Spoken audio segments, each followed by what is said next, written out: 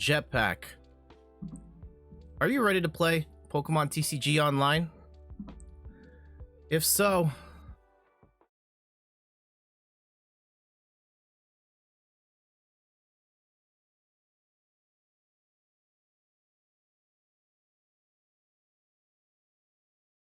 oh, come on. There we go. I'm Jet from inthirdperson.com. Personal look at video games, board games, and other nerdy pursuits, aka the hottest calves on Twitch. Shoutouts to Dupan the Man. Shoutouts to Analyte G. Thank you so much for the follow. Shoutouts to Seekerfly. Thanks for the raid the other day. Shoutouts to Player2Star. Thank you for renewing your sub. Yeah, let's go. My Pokemon cards are kept in a glass case. Shuffle them up and I put them in place. Ready to battle, I'm not here to dabble, I'm here to dismantle.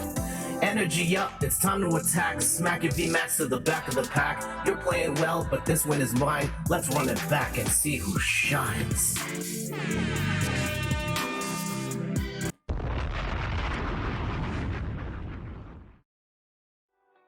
GG's, y'all. GG's. Woo! How's everybody doing on a Saturday morning? It's bright and sunny here in my neck of the woods. And oh, this is the wrong deck list. Hold on. I've got the wrong deck pulled up. Okay, here we go.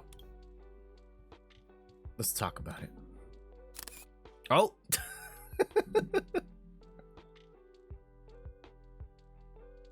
All right, let's get into it. Recently, at the European International Championships, Frank Persick stunned the world with a deck that no one saw coming. And that deck was Whimsicott VSTAR. Now, at the time, like leading up to the launch of Brilliant Stars, people were not really talking about this card. And maybe we were caught sleeping a little bit because Whimsicott VSTAR has proven to be quite the beast in competitive play. And what makes Whimsicott so special? Well, for starters, let's get some of the bad stuff out of the way. Whimsicott as a VSTAR only has 250 HP, not the strongest, but it also is a psychic type Pokemon, which does very well against some of the biggest meta cards, including Urshifu. And it also has a move, Trick Wind, for 1 psychic, 2 colorless energy, does 160 damage, and during your opponent's next turn, they can't play any Pokemon tools or special energy cards from their hand. All right, this is a massive deal for some of the most meta decks, including an Urshifu, including a Mew, including an Arceus. And this move, once you get it set up, is incredibly debilitating for a whole bunch of different decks in the game. And the cost of 3 on the surface looks kind of high, but thankfully we also run 4 double turbo energy, which lets you get charge up Whimsicott in only 2 turns, 2 attachments. You're going to be losing 20 damage off already 160, which was just okay. So you're only doing 140 damage, but you're really relying on Trick Wind to stop opponents from attaching energy. And there's some other tools in this deck that can help you as well to slow down the pace of the game, such as 4 Crushing Hammers, 3 Fan of Waves. This deck has a ton of energy denial in here to slow your opponents down. It's got 3 Paths to the Peak, shutting down decks like Arceus, shutting down Mew, and a whole bunch of other meta decks with all of those rule box Pokemon with abilities. And we also have, actually, let's go back to the Pokemon, because besides Whimsicott, we also have 1 Crobat in order to help, just 1 quick burst of drawing cards up to 6, Bidoof and Bibarel to help draw cards on an ongoing basis, once per Bibarel per turn. You can draw up to 5 cards, which is a pretty helpful ability and a draw engine for many decks going forward. In terms of Pokemon search, there's a good amount of search here with Fog Crystal, which lets you get a basic Psychic Pokemon or Psychic Energy, a Quick Ball, 3 Quick Balls, 4 Ultra Balls. And in terms of supporters, an interesting lineup here, highlighted by 2 copies of Avery. This is a card that has definitely picked up momentum in recent weeks. It's a draw 3, which is generally not the best, but you also get to shorten your opponent's bench down to a maximum of 3 Pokemon, and there are a lot of decks in the game right now that require a big bench, and being able to cut that off is incredibly detrimental. So you're seeing how all this adds up. Not being able to attach special energy, not being able to use tools, not being able to use abilities, getting all your energy knocked off, and shortening your bench. Like, it's an incredibly trolly deck, which makes it a pretty popular one to play right now. We've got 2 Boss's Orders, 3 Marnie, and 2 Professor's Research. For draw support, we've got a Peony here. Interesting include, and you can discard your card and search for up to 2 trainer cards. This doesn't necessarily have to be supporters. This can be a great way of getting your Fan of Waves, your Crushing Hammers. Another important tool here, XP Share, which when one of your Whimsicott's knocked out, if you've got another Whimsicott that has this on, you can then move basic energy over to keep your momentum going. Really important to set up on your Whimsicotts here. 2 Air Balloon, and one other thing we should talk about here. So there's 4 Double Turbo, 4 Psychic Energy, and a move to not sleep on is Fluffball Star. So this one, for 1 Psychic Energy, does 60 damage to one of your opponent's Pokemon for each energy attached to this Pokemon. And the important thing to note here is that if you've got 3 energy on there because you're fighting with Trick Wind, that's 180 damage. 160 if you've got Double Turbo on there. It's not limited to just the active. You can snipe with Whimsicott VSTAR and Fluffball Star, which is going to come in really handy because you don't do much damage in the first place, and your opponents usually have time to run away, but you can use Whimsicott Star's Fluffball Star to snipe and score that big knockout later on in the game. All right, let's try this list out. And Secret Reply, hello, welcome back. Kappa Blitzen, hello, welcome. And Snorlax onesie stream, I mean, if someone unlocks the shiny jet, I'll do it again. Those are the rules of the stream. So if we can make it happen, by all means, go for it. Here, let me see if I can get, so with the Poke Flute channel point reward, if I get the shiny jet, we'll make it happen. Nah, just the regular. Sorry about that. And sorry for the delayed reply, secret player. I was in the middle of a bit there that I was going to then cut out for YouTube. So when I do like certain segments on the stream where like I know I'm going to cut it for YouTube later, I kind of ignore the chat for a little bit so I can finish my point. But I'm here now. It's all good. And we're going to try out Whimsicott, Okay, appreciate.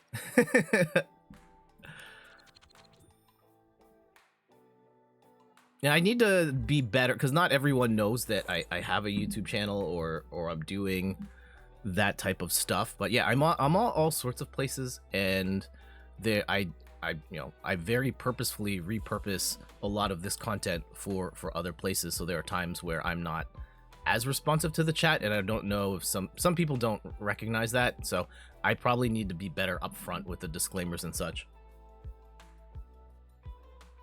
How's your weekend going? I know, like, at least for us in our part of the world, the weekend literally just started.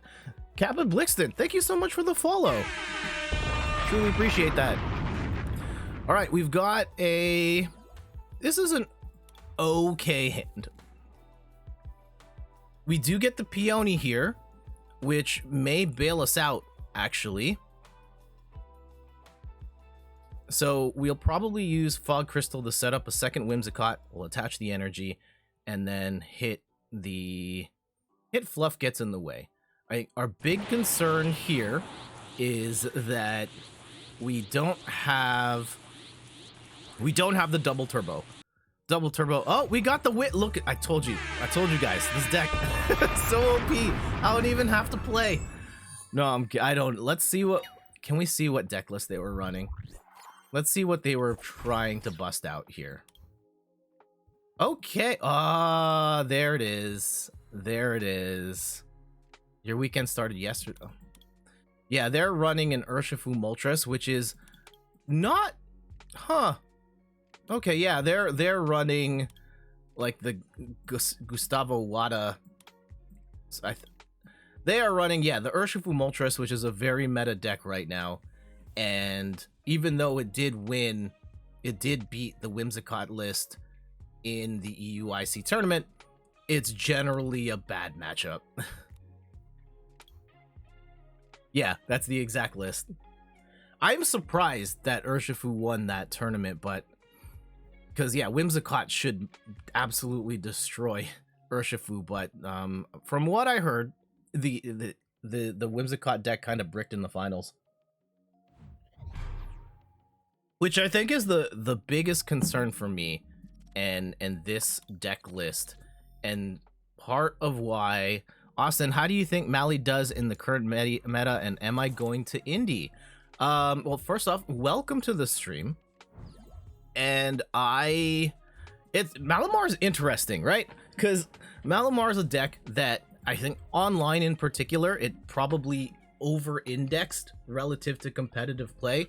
And I think that's because we, as like the people who primarily play online, it's a budget deck to build. It's fun to play. It hits really hard. And then it was the London regionals where Malamar really showed out. Omnipoke, Joe Bernard took it to top 8, and a bunch of other people did as well.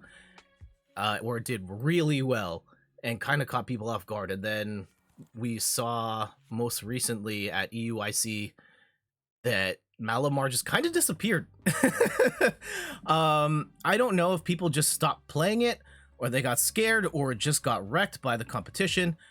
But the hype for the deck definitely cooled off, and I think certain things like part of that, and I've seen this deck list before too. Crobat V Max is a big part of why that is. I think it is. Crobat V Max actually does very well against Malamar. You can do the poison one-hit KO and then bring up a single price Pokemon to throw off the price trade. I know they've got the Evolution Incense, so they're gonna get the Arceus V-Star. I'm gonna put the balloon here. I don't want to. I'm gonna Marnie now just to get the Evolution Incense out of their hand. Okay, so there's kind of a hit and miss here. We did get the Bibarel, we do get a Hammer, we do get the Double Turbo. We don't have Whimsicott V-Star. And we do have a Hammer just in case they get the... What would we want to even knock off? Let's see how they play it. And am I going to Indianapolis? No, I am not. Are you going to Indianapolis for regionals? I actually have never played in a tournament IRL. My experience with Pokemon cards is, I mean, I only started playing last summer, and see, this is a interesting choice here, putting the energy. Let's see how they do this. Do they have a way? Do they have the E-Switch? Yep, there it is. All right, this is gonna be real bad. Do they have the... No, they can't knock out. And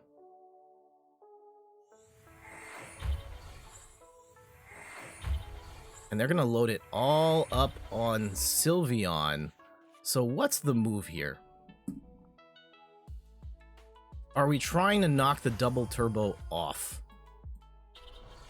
I guess is my $1 million question here. Or am I trying to hit the Sylveon? Because I know the Sylveon is going to do a ton of damage here. Of course, that is... And they're going to be one short. They can still attach. But if we hit it off the Arceus, we pretty much take the Arceus out of the game. Let's do that. And... Ooh, do we want a Crobat draw 4? Oh, draw 5, and then Bibarel is draw 4. Okay, let's do that.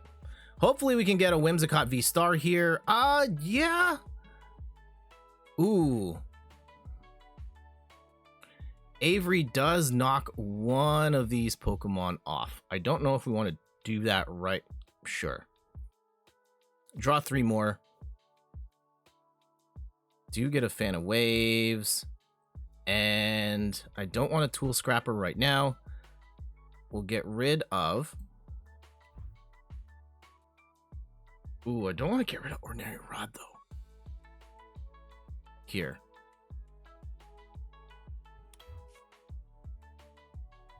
Get rid of a Fan of Waves and 1 energy. Let's go and get... Our big problem here, and we're still actually, like, down bad, in that we're gonna land our Trick Wind, but this Sylveon is probably gonna knock us out, and I'm not gonna be able to accelerate this Whimsicott fast enough unless we magically pull a Raihan here. And you are going to Indy. Awesome. Have you been to have you competed before?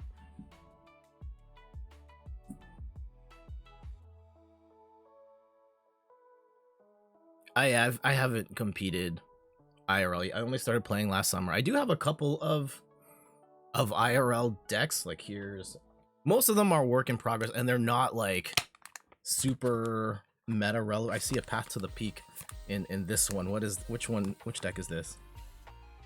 I think this is Surfing Pikachu, which yeah, definitely not a a meta relevant deck at this point in time. Yeah, it's a Surfing Pikachu deck. But I happen to find I went to a convention a couple of months ago, and they had a whole bunch of the Vs and V Maxes for super cheap. And I already had I got most of the staples. It's really just sort of the V and V Max and main attacker Pokemon I didn't have. And I was like, you know what? I've played this deck IRL. Ooh, we stopped them. We stopped them from getting there. Oh, we got the win. What happened? Huh. What happened? I guess they bricked and couldn't get the energy? Huh. Because, yeah, maybe that hammer really did it. I don't know. Because they could have just blown out the Whimsicott, and I wouldn't have had the opportunity to attack again. But I get... Sure, we'll take it. We'll take it. What were they running? Like an Arceus, Birds. Yeah, so... Oh, Shaman. Huh.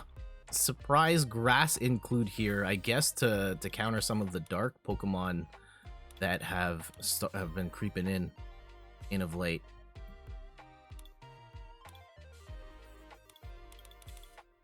Okay. You've been playing for a while now. How'd you get into the game?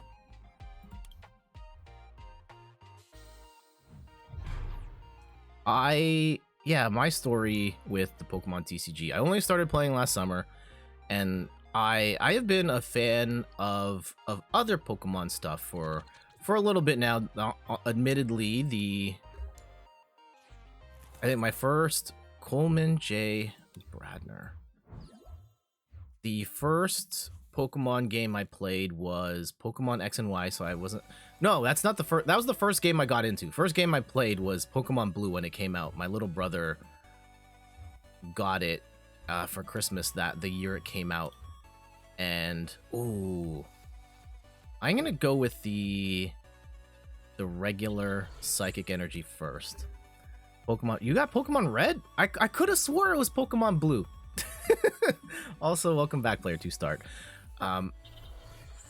Ooh, Dark type, which doesn't necessarily matter to us, but I think we got him right where we want him. It had Charizard on the cover. I mean, that's as good as any to secret players got to Pokemon Blue. Okay, what are we up against? Ooh, it's the Urshifu deck. Oh. Okay, well, we gotta bust out the rainbow for this one. I think... Do we win? I mean, I don't want to count this Urshifu Moltres deck out. That would be a bad mistake. Let's go and set up a second Whimsicott here. And, maybe I could have Crobatted. I kind of want the guaranteed set up here for the second one, just in case an XP share would be nice. And then we blast the Urshifu for weakness, and we stop them from attaching any special energy. And all of a sudden, this becomes a very bad time for our opponent here. They'll probably have the Pocket Moltres. Oh, they will, because they've got Dark Energy here. And we'll see how this goes. But not being able to attach special energy is going to be really rough. That said, this list, I don't know if this is the exact list. Like, we'll see if they've got the Moltres V or the Hoopa or anything like that. But this deck did win EUIC. So let's not count them out just yet.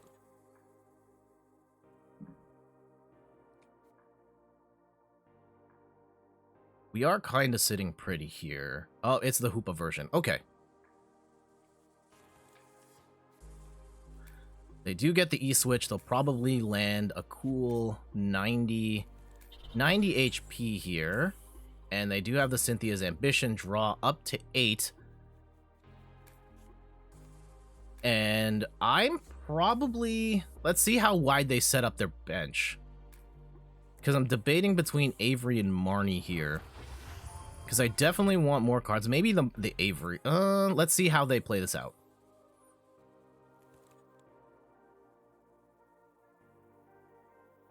Because we'll still get the knockout on the Hoopa. That's not that big of a deal.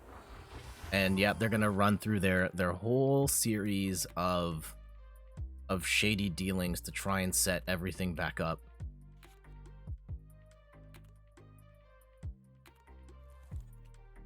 Yeah, what's the bigger threat here? Their hand size or their... Oh, there's the Moltres. There it is. And that's ready to go, and that's going to hurt. We do get the second Whimsicott here. Let's get the energy. Yeah, they're probably... I don't know if they're going to play... Do we disrupt the hand... or do we disrupt the bench? I think we disrupt the bench and knock one of... maybe the Sobble or the Drizzle. Okay, they take the Sobble out. I would really like an XP share right... Ooh. Actually, what if we do this and we go and snipe? So 60, 120, 180, 160... The Moltres is going to do one... Yeah, let's go snipe the Moltres. Bang. I may regret that, but we'll see. Now, we're in a position where this Hoopa's not going to be able to do anything, because it only... Like, at best, they're going to hit for 90. Maybe they have the Clara, and they hit us that way, but let's see how they do it. But yeah, I was scared there that we were going to knock out the Hoopa, and then they would do big damage. How much damage would they have done at that point? So 170 plus the 90 that's already on there. Yeah, they would have knocked out Whimsicott, and we would be kind of in a jam. So we've got at least one more turn to figure this out.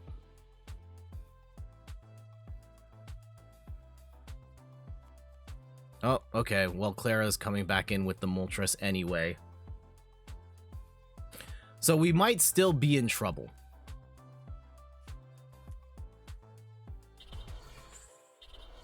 Oh, they still have it.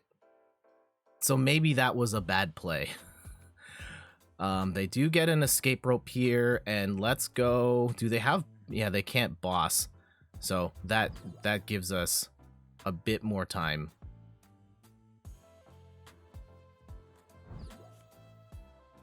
And they're stalling for time here, too. How much can we... Do we Professor's Research here? That to me is a $1 million... Yeah, because now they get the opportunity to attach and knock out. Oh, okay, yeah, and knock out with the Hoopa. Heads up play. I like that. Okay.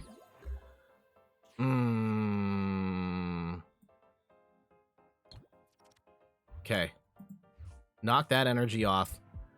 I'm going to go big. I'm going to swing for the fences on this one. I'm getting rid of my fans and the Bibberals. Just get me a double turbo, please. And we didn't get it. Darn it. We didn't get an XP share either. Maybe. How hard do we want to go here? If we get rid of the second Ultra Ball and this Whimsicott, and we grab Crobat,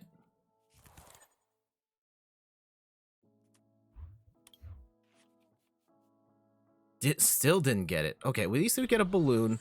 We do got another energy, so we can set up Whimsicott for... Oh, I probably could have waited a little longer there. Ooh, another Crushing Hammer. Oh, do I want to use Hammer on this Moltres? Or does it... they might have like a Raihan or something. Okay, well, didn't matter. Trick Wind. Shut it down again.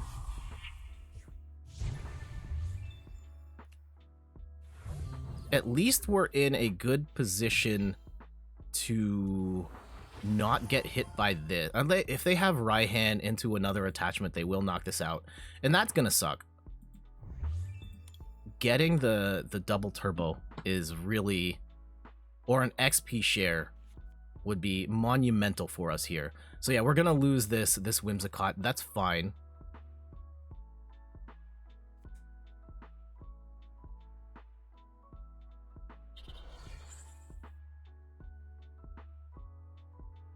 And I love and hate this card. This is like the MVP card of the meta. Pretty much in a post-Mew world, everybody's running this card, which is an incredible attacker late in the game. Galarian Moltres has the, I think, it's the ability Malevolent Charge. When you play this Pokemon from your hand onto your bench during your turn, you can attach up to 2 dark energy cards from your hand to this Pokemon.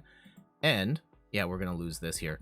And it's got the move Fiery Wrath for 2 dark, 1 colorless, 20 damage, plus 50 more damage for each prize card your opponent has taken. Which lets this do up to 270 damage in the late game, which is absolutely incredible. And yeah, you're hitting Mew for weakness once you've taken 3 prizes. Ooh, the XP share is going to be massive for us here. We get our Whimsicott VSTAR, and what we really need is the double turbo energy. Please. Please. If we can finally get a stick of double turbo, amazing. Okay. I think, at the very least, we're in a very good spot. Trick Wind. Hit for 120, got it down to 1 prize, and assuming they pull the Moltres play one more time without Marnieing us, we should have enough to win the game. Because we'll get to XP share, onto the Whimsicott, attach with double turbo, land the final hit, and win the game. Fingers crossed. And hello, Weird August, welcome back, how you doing? Because I think they have to play Clara, so they can't disrupt their hand right now.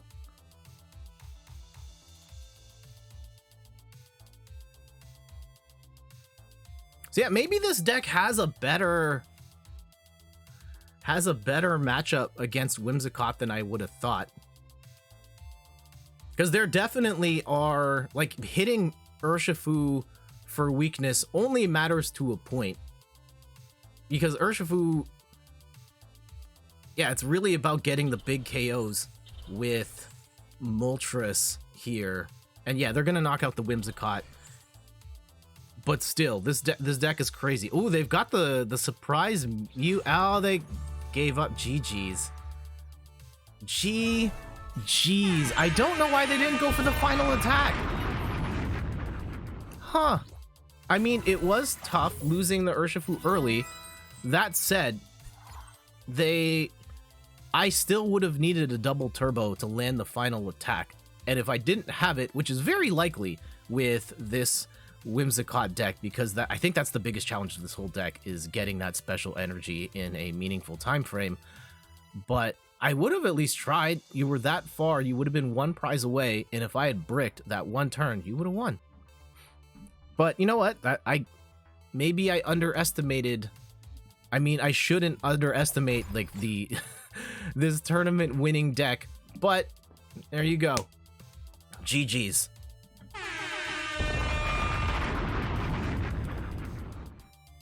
Weird August asks, how am I doing today? I'm doing well. I'm doing well. We normally don't stream on Saturdays, but some scheduling stuff came up where I just wasn't able to stream on my normal time, and so decided to do Saturday instead.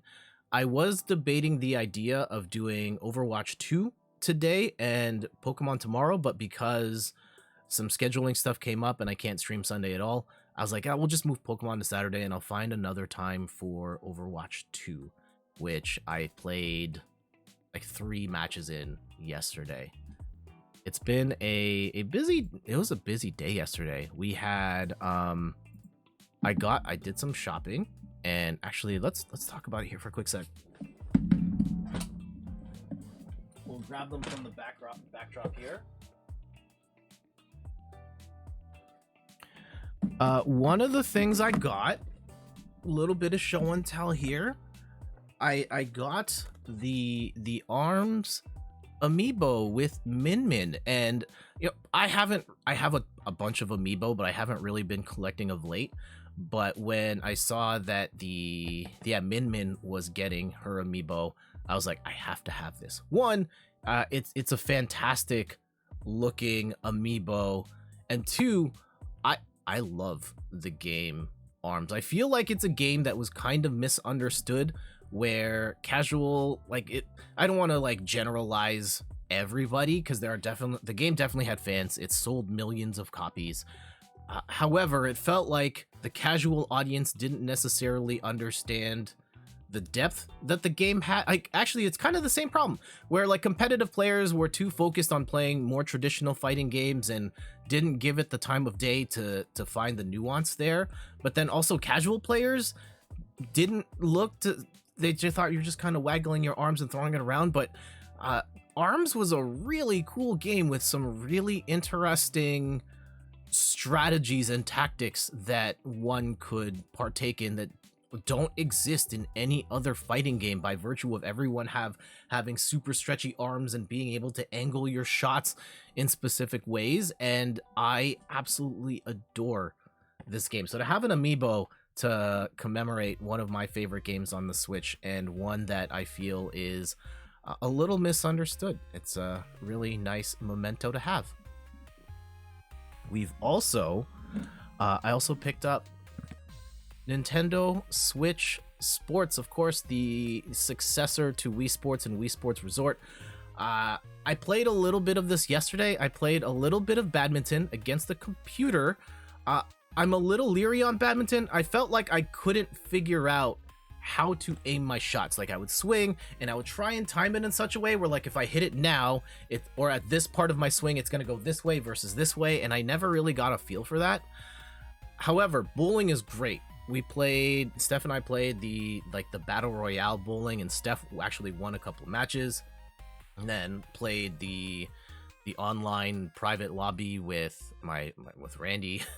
And that was a lot of fun. You can have up to 8 players online bowling at the same time, and it's fantastic.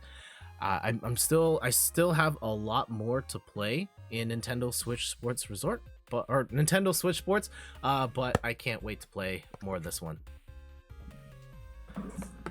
Weird August says, I didn't go to school for 4 days straight. Not really fun being homesick, but it was nice being home and not going anywhere. Oh no, what kind of sick are we talking, if I may ask? Well, I hope you get better soon, and I hope it's not something that is, overly debilitating or putting you through a lot of pain, or something that has long-term ramifications. But yeah, Steph and I have been fighting colds for the past week, so that hasn't been great.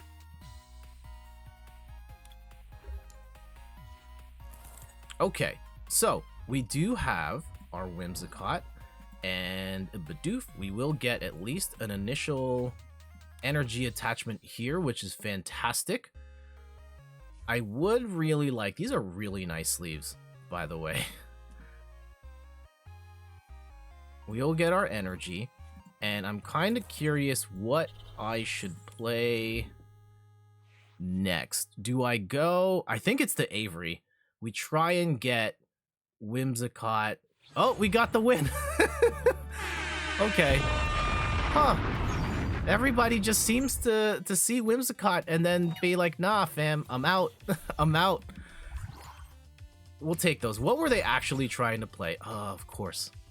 I find that the people with the trolliest decks are always the ones that hide their deck list. See, there should be an eye icon so you can see my deck list. I share that with everybody. But people who play the trolliest decks always hide their deck lists. I actually don't. One of the okay, so there's a lot, right? Pokemon Trading Card Game Live is in beta. It's in pretty rough shape in its current form, and if rumblings are to be believed, they're in the market for a new senior game director, which doesn't bode well for the project as a whole. However, and there's a lot to complain about with Pokemon Trading Card Game Live, but one thing that I actually miss from this game is that you could see your opponent's deck list. Not only could you see your opponent's deck list, you can just copy it straight to your own game and then go from there, which I think was pretty rad. Ooh. Okay. What's the... I think we have to go... Do we balloon now? I'm not going to balloon now. I may need to get rid of the balloon to land the Ultra Ball. That said, Whimsicott I don't think works. Ooh, Eternatus. Okay, especially in... Okay.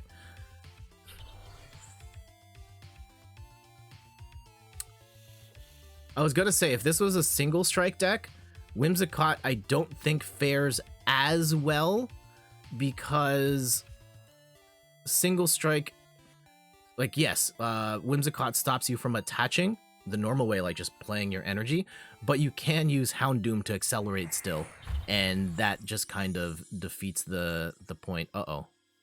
That's a really good Marnie, because we lose our path to the peak here, which we were really gonna need to not die against this Eternatus.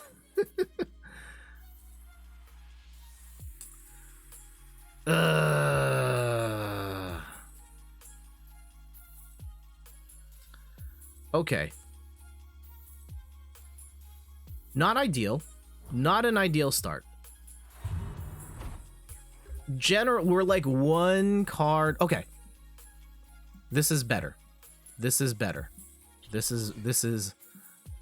We can work with this. We now use Professor's Research, get rid of all our cards. We do get the extra energy, which we needed, and we do get a hammer here too, which is fantastic.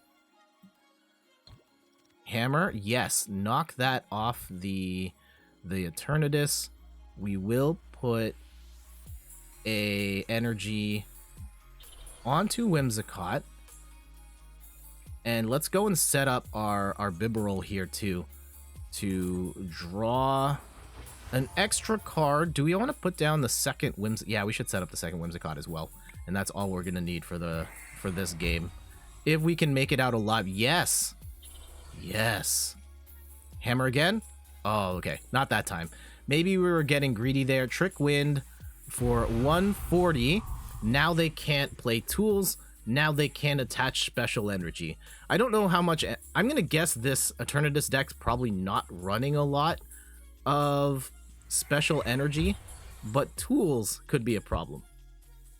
Secret Player says, thoughts that you can now follow peeps on Twitch by clicking their name in the chat. Ooh, I didn't realize that was a thing you could do.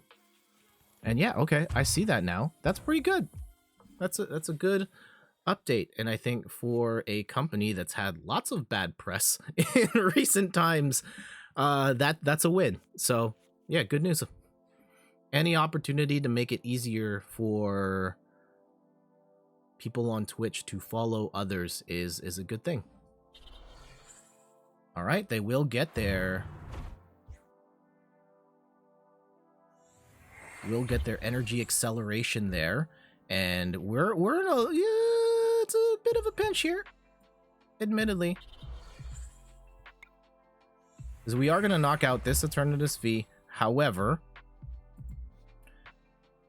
we are in a position, and we will get this charged up. We will get a second Whimsicott going. However, this Eternatus is going to one-hit KO everything we have unless we can get Path to the Peak on the board. There we go. Okay. This is looking a little better.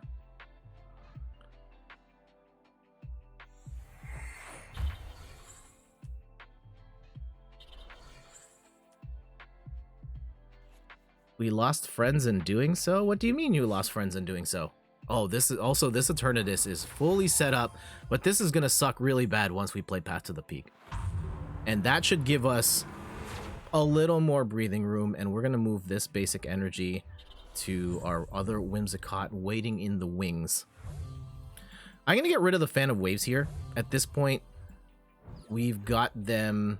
I don't think they're playing much in the way of special energy anyway.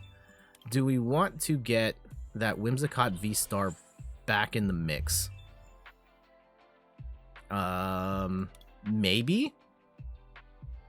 We definitely want a Path here. Oh no! I just attached the double turbo to the wrong thing. Oh no, I screwed that up horribly. Okay. Desperate times. I've misplayed that so bad.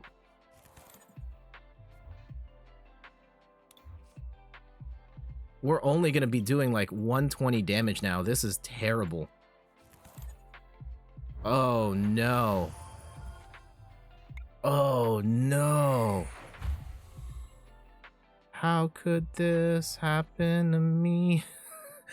This went from a game that we probably could have / should have won to, we do get an Avery though, to one that now I am not so sure. Like really not so sure.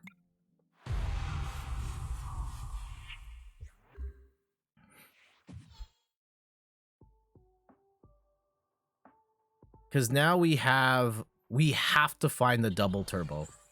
Have to.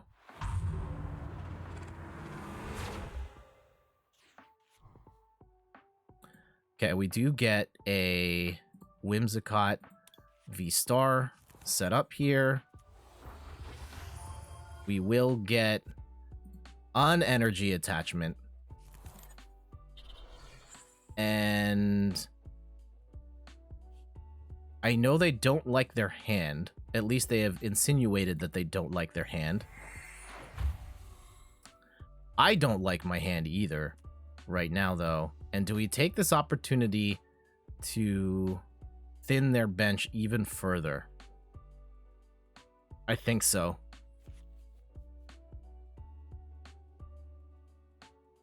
And we didn't get the double turbo, unfortunately. I guess the worst case scenario, we can make do with at least one basic psychic energy, which of which there is still 3 more in the deck. So there's 1 more double turbo, 2 psychic energy. But we have to hit on the psychic energy. Well, I get...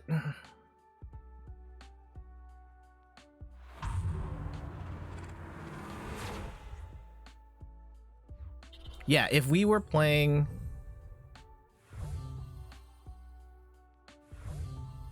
I think we're going for it.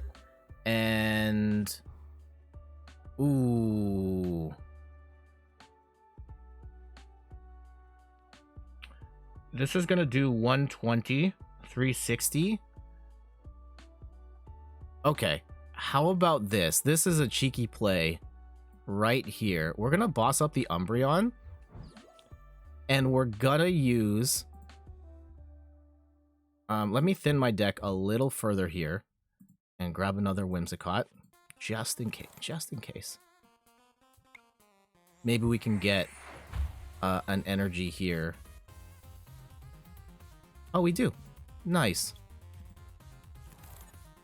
And...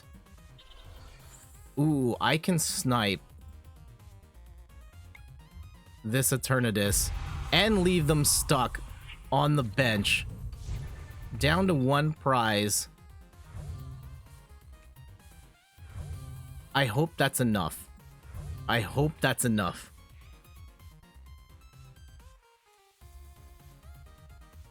Another boss right here would be incredible, which we don't have, unfortunately.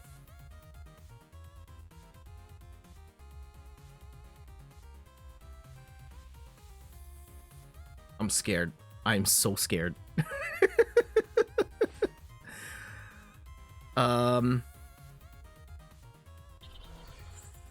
Now they can attach the special energy. Oh, that sucks. That sucks.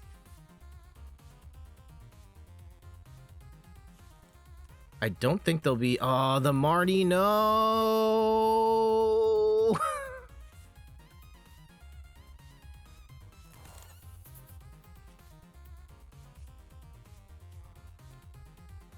Uh-oh. This is bad. Monumentally bad.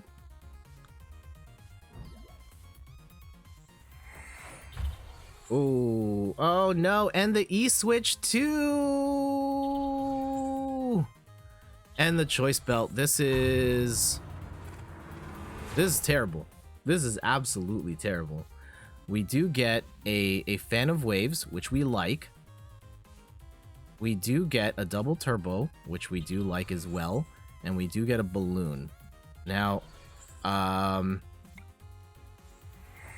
only recourse here is... okay. Does this hammer work? Yes. Knock that energy off. And... do we have a Crobat still? Okay, we do have a Crobat. If we can get a boss's orders... oh, hold on. Let's burn... I don't want to burn that fog crystal. Just in case. Why can't I play... why can't I play Crobat? Oh, I have to play it on the bench. I forgot about that. Okay. If I can get boss... no, we do not get boss. We do get another crushing hammer, though. Heads? Yes. Okay. And... we do get... I don't want to refresh their hand. Let's go and grab... let's go in Avery and shut down their bench even further.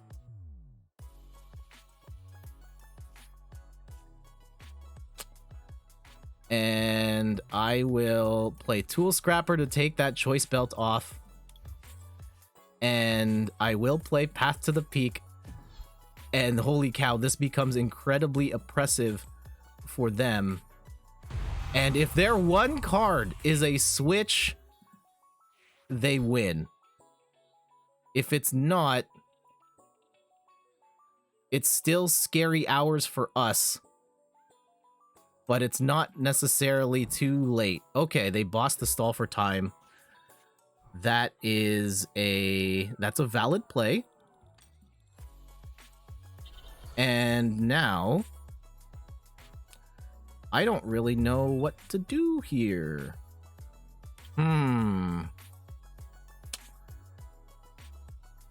Okay, I think we Peony. Is it time? What trainers do we have? Can I switch? No, I cannot.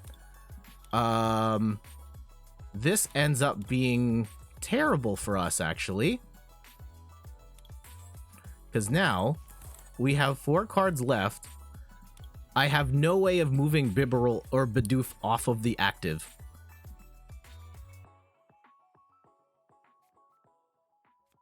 Oh, no. Oh, no. Did I misplay? Yeah, I think the...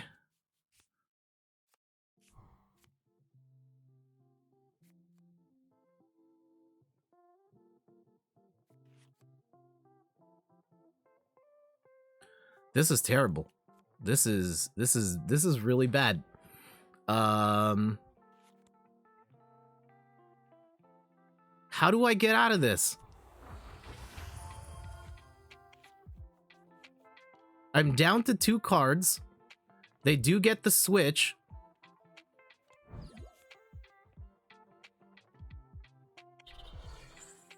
They do get the special energy attachment. They're down to 4 cards. I have no idea what's going to happen here. It helps. Oh, we're going to be 160 plus 3. That's 190. I am down to 1 card. I will play Path to the Peak to shake up their cards a little bit. I think there's 1 boss's orders left. And I think that's what it's going to come down to, is if they can play, like, I'm going to be short on damage. If they have a boss, they win. If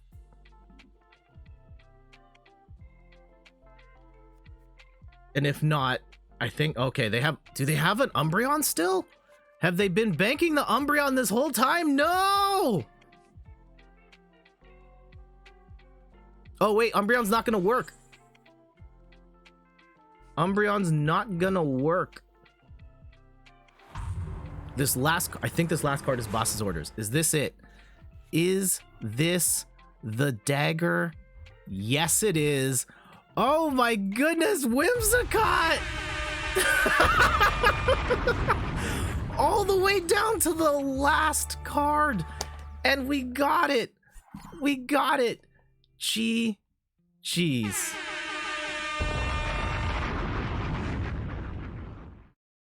Wow, absolutely stunning. I think we got a flex for that one, right? That was a massive win. But let's get this.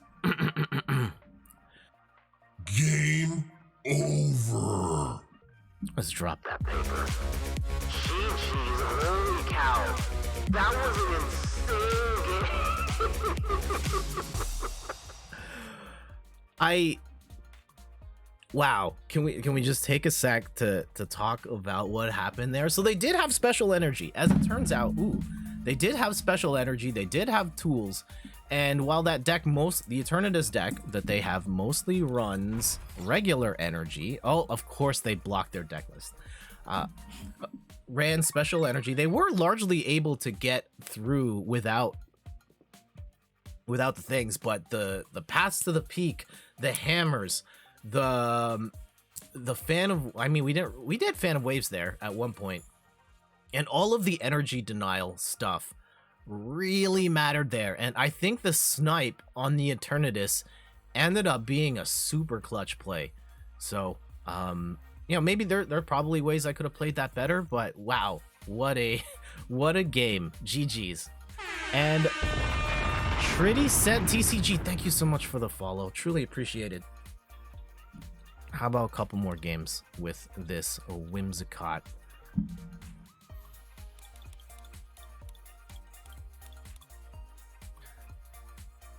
They don't take the KO on Bidoof and they won. Yeah.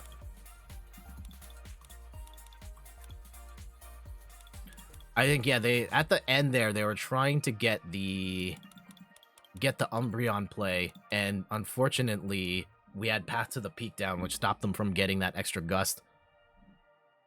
That was an insane game. One of the best ones I've played on stream. How you doing today, Tritty?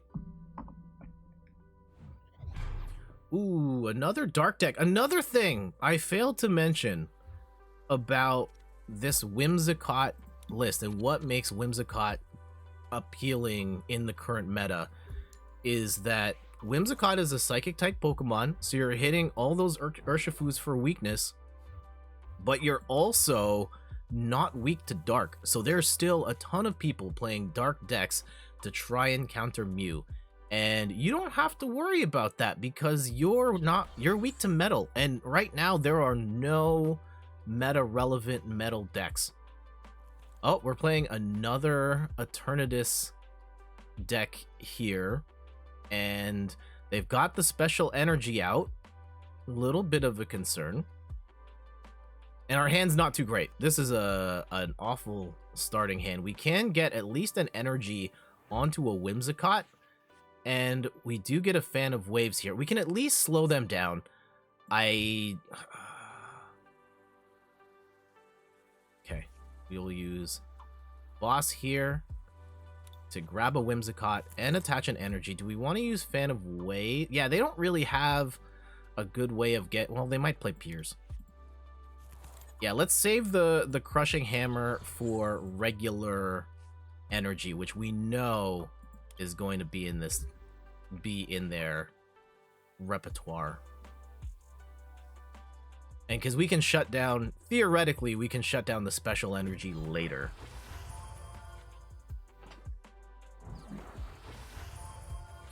They've got Lipard ready to draw cards. That's kind of unfortunate for us. Yeah, this is still an awful hand here. We can at least slow them down a little bit, but we can't really set up at all. You're doing well. Just started playing TCGO the other day. Oh, congratulations. Welcome. Welcome to the community. I started playing almost a year ago now, and it's been awesome. Here we go. Hammer. Nope. At the very least, path to the peak, shut that bench down, and maybe that would have been more beneficial when they had more set up, but we'll see. Again, right now, I'm just kind of stalling for time until we die. But maybe we'll pull something off here. Ooh, they do get the training court. We may have to scoop soon. Unfortunately, we just had too bad of a starting hand. If I may ask, how did you get into the game? I asked that question earlier to someone else, and I didn't answer how I got into it. Oh, I started rambling about like my experience playing other Pokemon video games, like Pokemon X and Y, Pokemon Red and Blue. Which, yeah, I wasn't really into mainline Pokemon until... Oh, what's the play here? Do I go for a second energy on Whimsicott? Or do I set up a second Whimsicott with the XP share? I think it kind of doesn't matter at this point. I don't think. Like, we could have gotten 2 energy, and maybe at best we have 1 ready to go. But I think this is a scoop after this turn. I just don't. Unless we get like a Magic Raihan or something. Maybe we get like a Marnie or a Professor's Research, but we'll see. Yeah, the trading card game specifically. My wife and I are very much into board games, and we've been avid board game and tabletop game players for a number of years now, and we also like Pokemon and other stuff. And it was in the 2020, we were watching a documentary from the Try Guys, who, you know, they're not necessarily Pokemon players, but we love their show, and they were talking about Pokemon cards. And right after watching that, you know what? We were like, you know what? Why don't we try this game? We've got nothing, literally, it was a slow day for us. We had no other plans. How about we just go and pick up some decks and just start playing and see what the fuss is about. And we bought the V-Battle Venusaur versus Blastoise deck, had a ton of fun with it, and I just went like way down the rabbit hole ever since. If they have a second energy here, nope, they don't. All right, we stall for time. We live for another turn, and now this is going to be Brick City. Nope, they get their second energy. Oh, this is terrible. Now we're in an awful spot. Now I need to top deck something really good, and we don't. And I will save everybody the trouble, and we're just gonna scoop our cards here. At that point, it was one-hit KOs on everything we had. GG's. Okay. Tree says, I started playing early on in COVID. I meant that I just hopped on for the day. You've been collecting for a while and thought it would be a fun game to try. Yeah, I hope you're enjoying the game. And I found that, like, I have bought Pokemon cards in the past. Like, I would go to the dollar store, like, my wife was really like, we didn't collect Pokemon cards, but we liked watching videos of people opening the cards. And I think that, and not to say there's anything wrong with collecting the cards and not playing the game, because that is absolutely a valid way to enjoy the cards. But I do like the fact that once you start playing the game, you value the cards differently, in the sense that once you have the... Okay, let's save for now. Once you know how the game works, you can look at a card and then look at the moves and be able to appreciate it on a different level, being able to understand that, this Lucario VSTAR has this move called Crushing Punch that for one double turbo energy, it does 30 damage and knocks a special energy off the board, which is incredibly helpful. All right, stuff like that is, I think, massive. Like, I mean, I don't know if I'd say massive, but it helps me appreciate the game in a way I may not have had I not known how to play the game. And at that point now, I look at card like, I think the inverse of that is, if we could find a switch here, that would be incredible. Now, I don't necessarily want to lose my Fan of Waves here, because Arceus definitely runs at least 4 double turbo. We do get the XP share. That's fantastic. I think we need to get rid of that Fan of Waves. And here's the play. We're gonna get... Oh, we don't have the Bibarel! Oh, no. Oh, no. Okay, well, let's get a V-Star set up. Okay.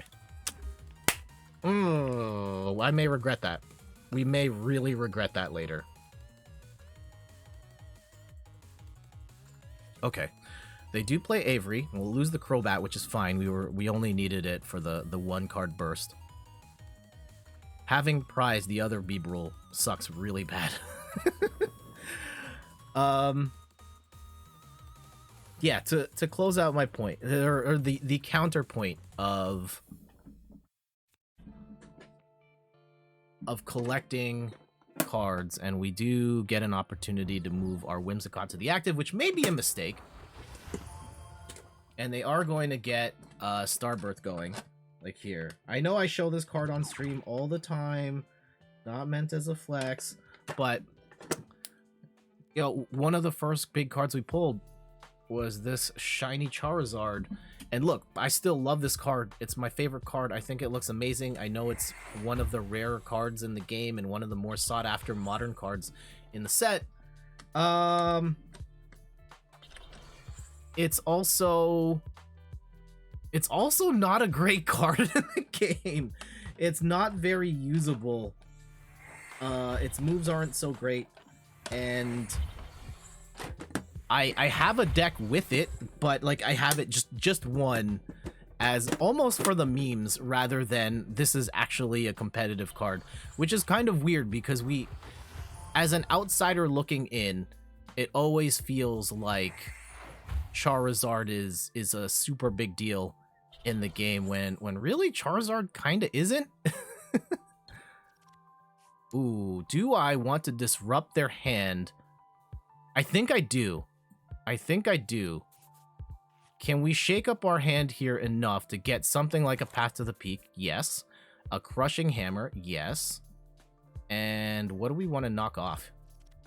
Is it more important to knock... Yeah, let's go and knock the double turbo off and set up the...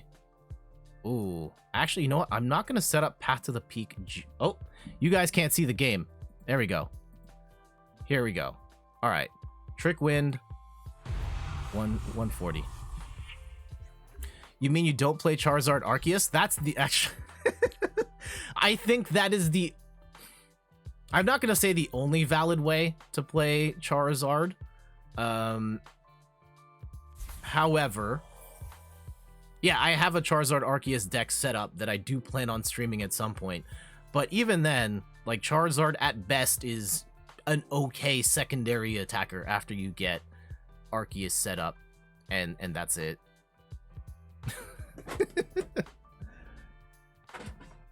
But like, yeah, to that token, you can make an Arceus plus any set of Vs and make it work.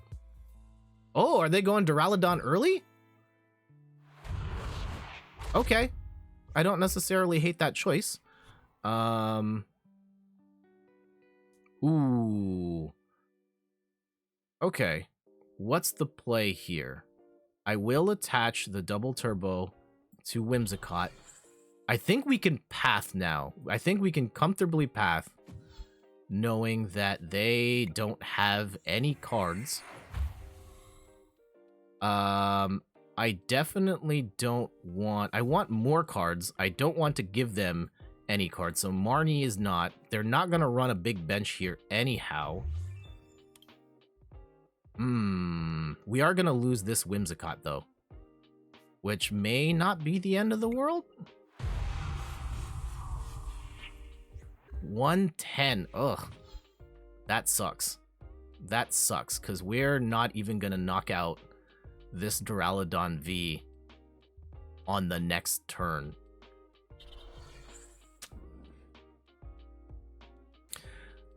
Okay. This is going to be a really grimy, grinded out match here. If we had like just a little more spice, I could knock that out, but the... Why is it 110? Anyway. Do I want to... I don't necessarily think we need to... We do get another double turbo, which I don't think we need.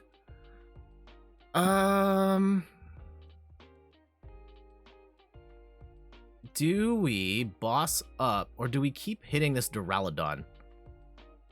I'm kind of scared. I don't necessarily want to... Because we're not going to knock out... Ooh, actually... I think, yeah, we don't have a choice. Let's go and Trick Wind. Oh, we knock it out anyway. So, why did the other one take less damage? Ooh, we'd prized the Whimsicott. We do get the Tool Scrapper. That's great. They're not going to be able to... Unless they have... No, they can't attack this turn. At best, they can run Arceus, like a Raihan plus Arceus combo, to then charge up the Duraludon. Ooh. Ooh, yeah. Okay. Second, third Whimsicott setup. And we're gonna... Okay, we got him! We got him! Maybe I could have played it a little faster, but it was looking really bad for them. Again, Whimsicott, Trick Wind, just shutting down their ability, like really getting Arceus going, and without that, they just couldn't accelerate Duraludon fast enough to make an impact on that game. So, GG's. And yeah, to your point about Arceus Charizard, like my Arceus Charizard deck is right here. And again, yeah, I've got one Charizard VMAX for the spice, and I have made it. I actually got this Gmax Wildfire game move to work one time. It was pretty sick, hitting for 280 damage multiple times in a game, but it's very situational. I will stream that deck at some point, though. All right, let's get a couple more in with Whimsicott, and then I'll show you what I've been working on in the lab, been cooking up an original jet creation, if you will. I don't necessarily think it's the best deck, and I'm still working on it, but I love playing it, and I am trying to refine it. But I'm also doing it in such a way where I think other people are currently exploring a similar concept, and I think their ideas are probably better, but I'm really stubborn on how my version is set up, because there is a Pokemon in it that I really want in the deck, and I kind of won't budge on that. At least for this version of it. Oh no. Well, the Bidoof brick is inevitable. Oh, what a flex. We've got the promo Arceus V, and it's a Hoopa deck. That might be what I've been working on. Let's see if they have the same combination of cards though. Okay. My version does have a Hoopa, but do they have all the things? All right. This is not entirely the worst, because we do have Fan of Waves. That slows them down a turn. We do get a... we do get our Whimsicott here with the energy. And we've got a couple of things we can do here. We can get Whimsicott VSTAR set up. We can get double turbo on there to have Whimsicott locked in. We've got an Ultra Ball to get Bidoof ready and draw some cards, and we'll see what we can do. And we can... They are going to get a charge here, which is not ideal for us. But we'll see. So yeah, Arceus VSTAR on the one on the bench. Yep. And let's see how they do this. And what's our play here? We do have one hammer. What are we trying to hammer? Probably, I mean, yeah, the Arceus match is... It can be okay. The big problem with Arceus is that if they get their Trinity Charge or Trinity Nova first, then they have a second attacker ready to go that doesn't need special energy, at which point we've lost the biggest selling point of Whimsicott. And now this is looking very bad.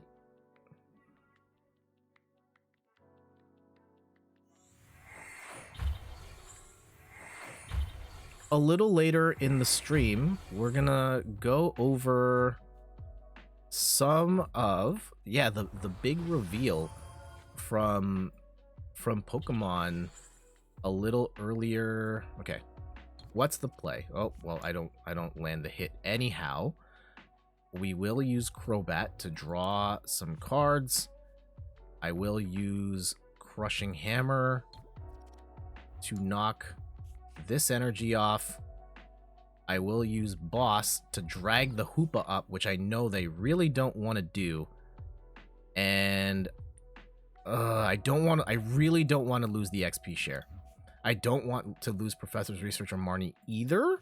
So this still may be the wrong move, but at least getting Bibarel up, drawing a bunch of cards, and that at least gives us the opportunity to switch out here or set something up.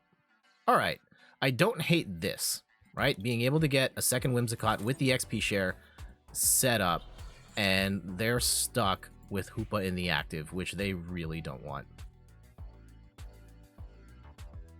So we'll see how that plays out for us. Oh no. Oh no. All right, this is horrible now.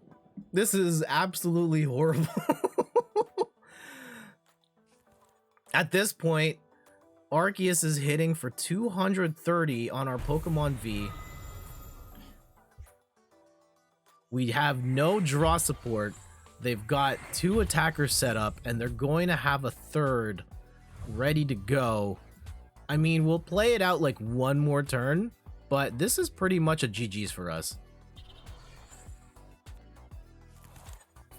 They're not going to be affected by Path to the Peak at this point. I mean, it doesn't hurt to play it.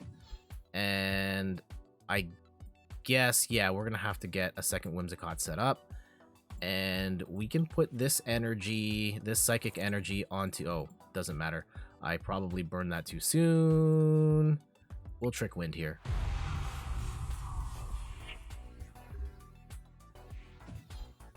As long as they have no way to one-hit KO. Like, it's a slim chance, but it is a chance. How's Whimsy doing? Whimsy's been doing really well, actually. We beat the like the limitless TCG Urshifu Moltres deck that's super hot right now, and we had an incredible Eternatus match that literally came down to the last card, and that was awesome. Also, Meg, good morning. How you doing today? Thank you for dropping by. Ooh, that Zapdos is going to hit for 1 energy. I will say my secret deck that I'll be sharing later is very similar to the one they're running right now, with one major difference. It does have the Hoopa in it. It is built around Arceus. It doesn't have the Zapdos, though.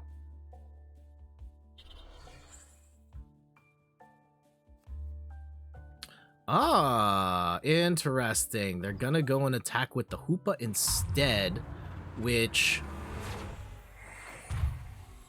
I actually don't hate that, and they might regret that. Let me explain. Ooh, do I want to... I may regret this. What's the play here? I don't want to get... The Arceus isn't going to get stuck in the active. I could hit Whimsicott, but I can I... Do I boss and just hit the Arceus, or do I... Okay, we're going to snipe and hit the Arceus.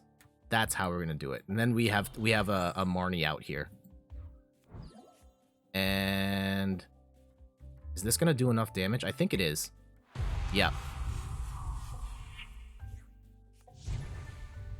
Okay. This is not looking so bad anymore.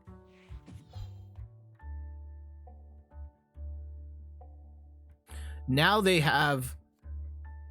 Oh, okay, kind of bad. Now they don't need special energy for the rest of the game at this point. And they're gonna Arceus VSTAR.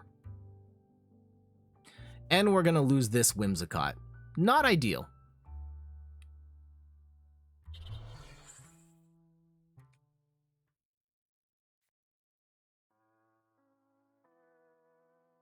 So what's the play?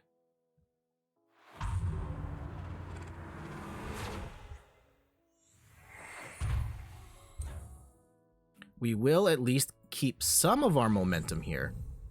And we can guarantee a Whimsicott VSTAR. However...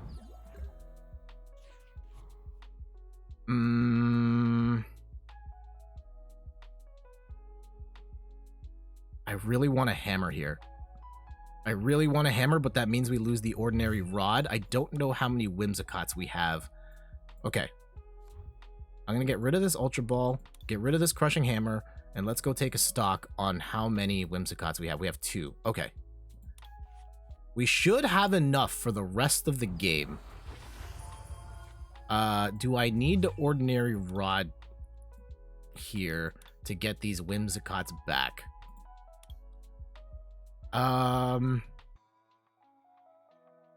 Nah.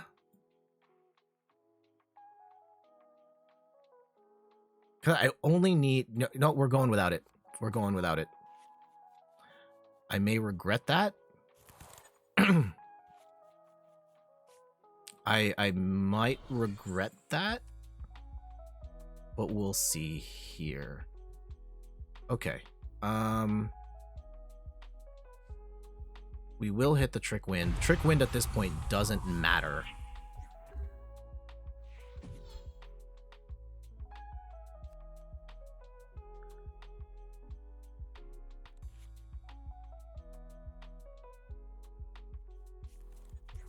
I still see the route. I don't know if they see it yet, but there is a way we win this. How much energy do we have left? How much energy do we have left? If I can get this set up, I think we're okay.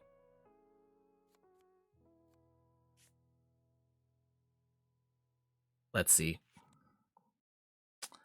They do get the Zapdos set up, but the Zapdos isn't going to one-hit KO anything right now.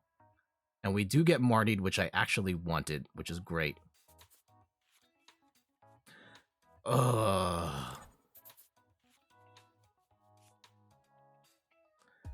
Okay, we don't need the fan.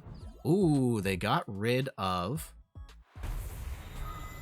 Do they have the energy, though?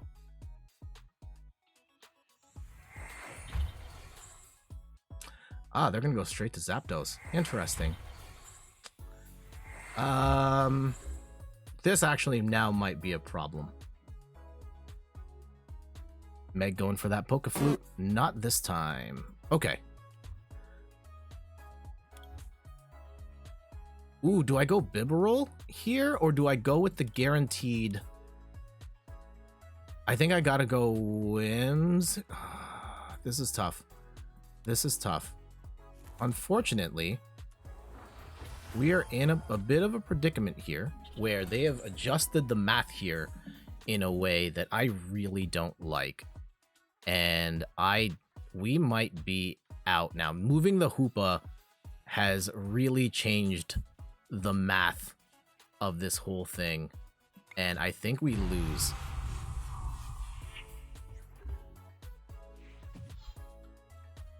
Because we can knock out...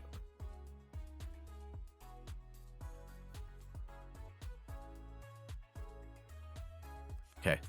We'll play it out. We'll play it out. Oh, and they discarded the special energy too. Okay, now this is miserable. Now. I did not suspect a Flannery in that deck. Okay, well, we need a very specific card here, or we're dead. And we're dead.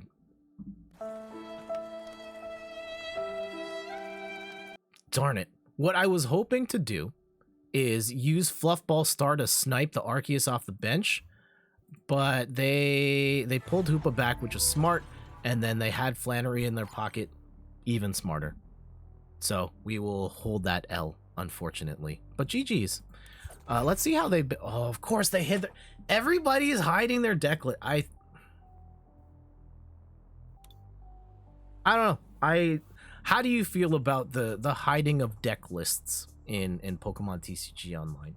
I like it. You can see what they were running, and I think there are people who are like, oh, I can't tell them my secret sauce because the competitive advantage, and I know lists are a high priority, but like all the best lists are out there. Like everything from tournaments and stuff is readily available on something like a Limitless, and they're already cooking up the next big thing. And do you really have the next big thing? Yeah, Tritty says it seems silly. I agree. Like it's not gonna help that person again, because the likelihood of us playing in that match again are unlikely, and so it doesn't personally help you. And if it was really good, somebody else has probably already found that list and is making stuff happen with it. So yeah, hiding deck seems extra. Ooh, this is okay. If they get the Meloetta turn 1, we lose. Do I want to set up a second Whimsicott? No, I will roll the dice. If they land the Meloetta play, it is what it is. I actually think this match is not the worst for Whimsicott, because you can shut down a lot of what Mew is trying to do. We need a Tails here, though. Damn it.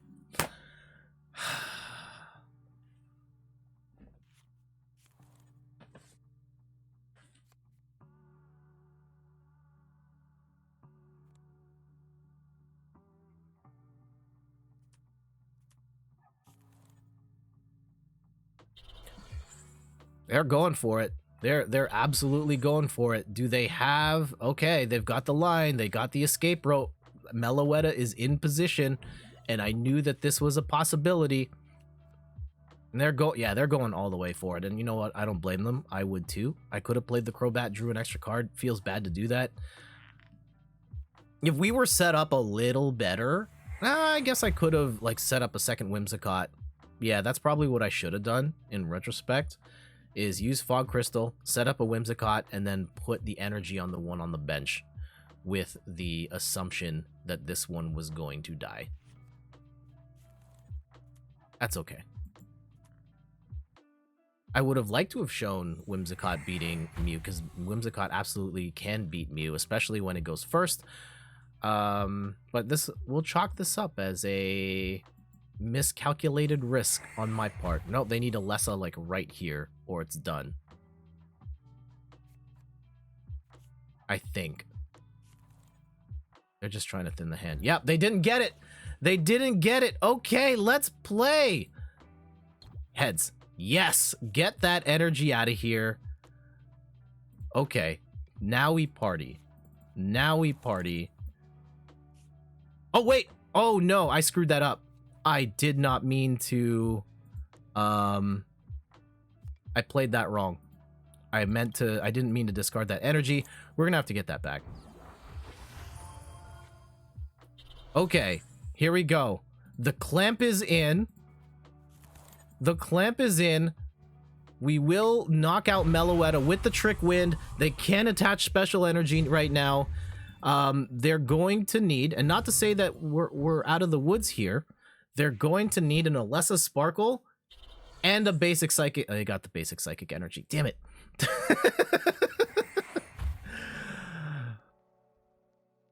If they have Alessa here, now of course they have Alessa. And if they have Mew VMAX, then they only have one. So you're saying there's a chance. And we do have hammers here. If we can land one of these two hammers, we're in a good spot. And I don't think they got the Mew VMAX. So they're hiding. They're hiding. We got them on the ropes. Let's go. And we got the path to the peak. Oh, okay. Here we go. Hammer first. Heads. Let's knock off the basic Psychic energy because I know they can't. Okay. Hammer 2? No. Fan of Waves. Get all of the energy off of there.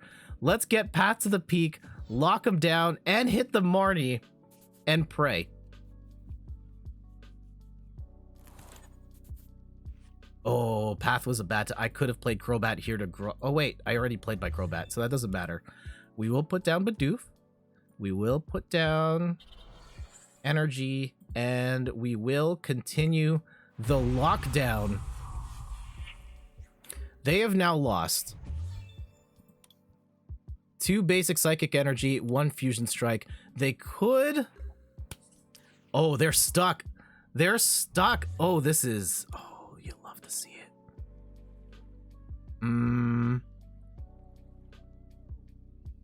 Yeah. Since we have this double turbo set up here, let's get our third Whimsicott set up. And let's just keep locking them down. Still can't attach energy. We get our second Whimsicott VSTAR. We need energy really bad though. I don't think they're gonna be able to knock them out. They're in a very hard place, Secret Player. This card, Path to the Peak, stops any abilities on rule box poke. Oh, they got the Pumpkaboo. There it is. So they're gonna be able to draw some cards here. Darn it. Pumpkaboo saved them real good here. And the boss on the Bidoof, that's a really good play. Yeah, so Path to the Peak, one of the strongest stadium cards in the game. When you play a stadium, it affects both players. And this states Pokemon with a rule box in play, both yours and your opponent's, have no abilities. And that stops Genesect's ability, Fusion Strike system, that allows them to draw cards. But they did have Pumpkaboo here to bail them out. Oh, they still don't have energy. And we do get at least an XP share setup and a Whimsicott and a Bidoof. And I don't hate the idea of getting Crobat and that Psychic energy back.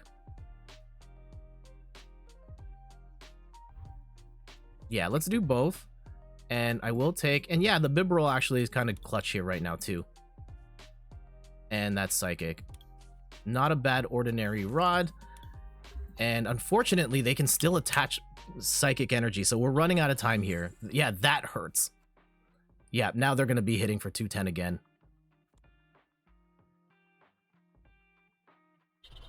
Oh, no. Okay, well, they're down to this. Like, if we get a Fan of Waves, if we get... Your hiding decks makes mine good. No one plays it, so you get to surprise people. Well, first off, hello, Thomas. I hope you're doing well. And two, like, see, the counter to that logic is that you can't view the deck list until after the game is done. So it doesn't help after the fact, because the odds of you running into that person again or running to them in the tournament, like, it doesn't matter. And I am personally of the mindset that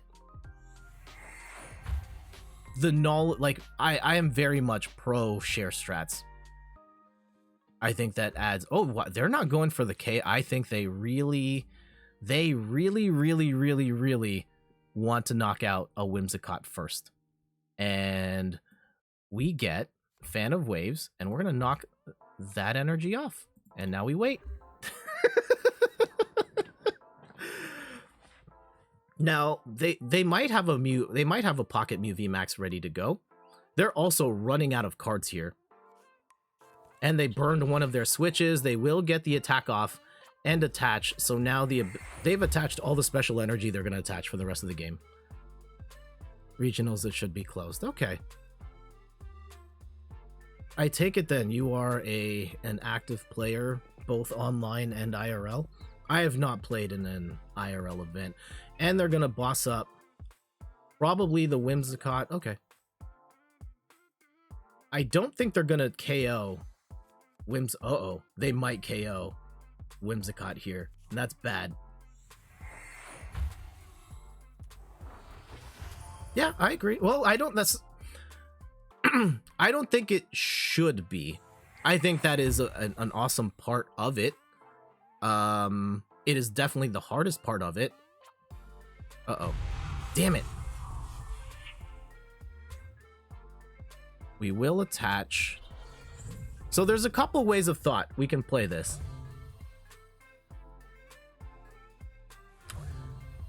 Do we put Whimsicott up there to hit?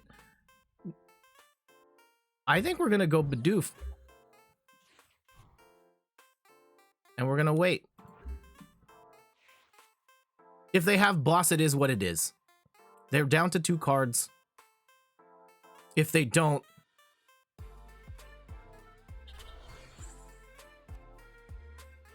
Cramomatic, what do they even have? Tails. Okay. They do have boss. And let's see. I still don't think they're knocking out. They will draw down to 1 card.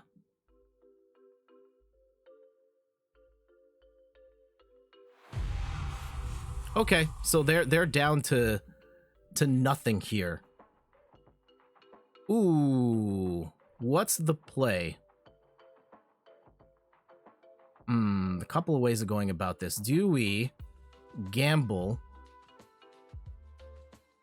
I think we get a Bieber roll here, and we draw a whole bunch of cards, and we see what happens.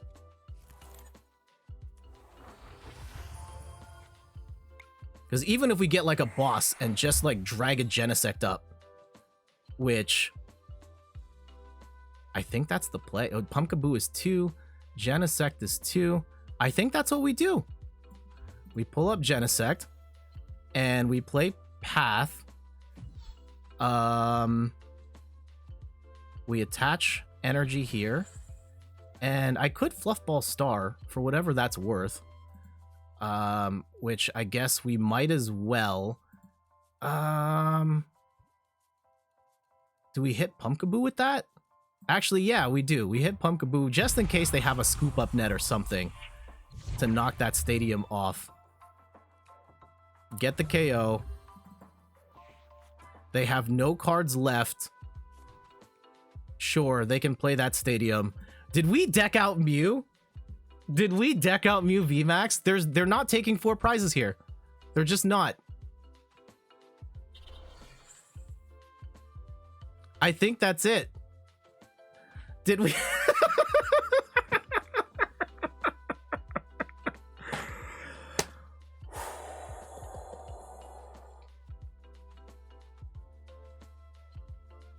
I think that's game. I think that's game. Oh no. Oh, GG's to them. We will set up, like, I mean, this is done. It's a formality, but just in case, we will cover all our bases, draw up to 5, and oh, just to rub it in, we're gonna play Path to the Peak, and we're gonna Avery to force them to discard 2 cards from their bench. Oh, this is such a savage move here. Yep. Oh, and they take out the Mew, and yeah, we'll set up a second Bibarel, but really this doesn't matter. Oh yeah, and we'll Fan of Waves just to knock that double turbo energy off. Oh wait, that might have been a mistake actually. We actually just secretly gave them an extra turn. Yeah, we did give them an extra turn. But at best, what are they gonna do? They can't attach it anyway. So yeah, they play 2 cards, and that's it. GG! Woo!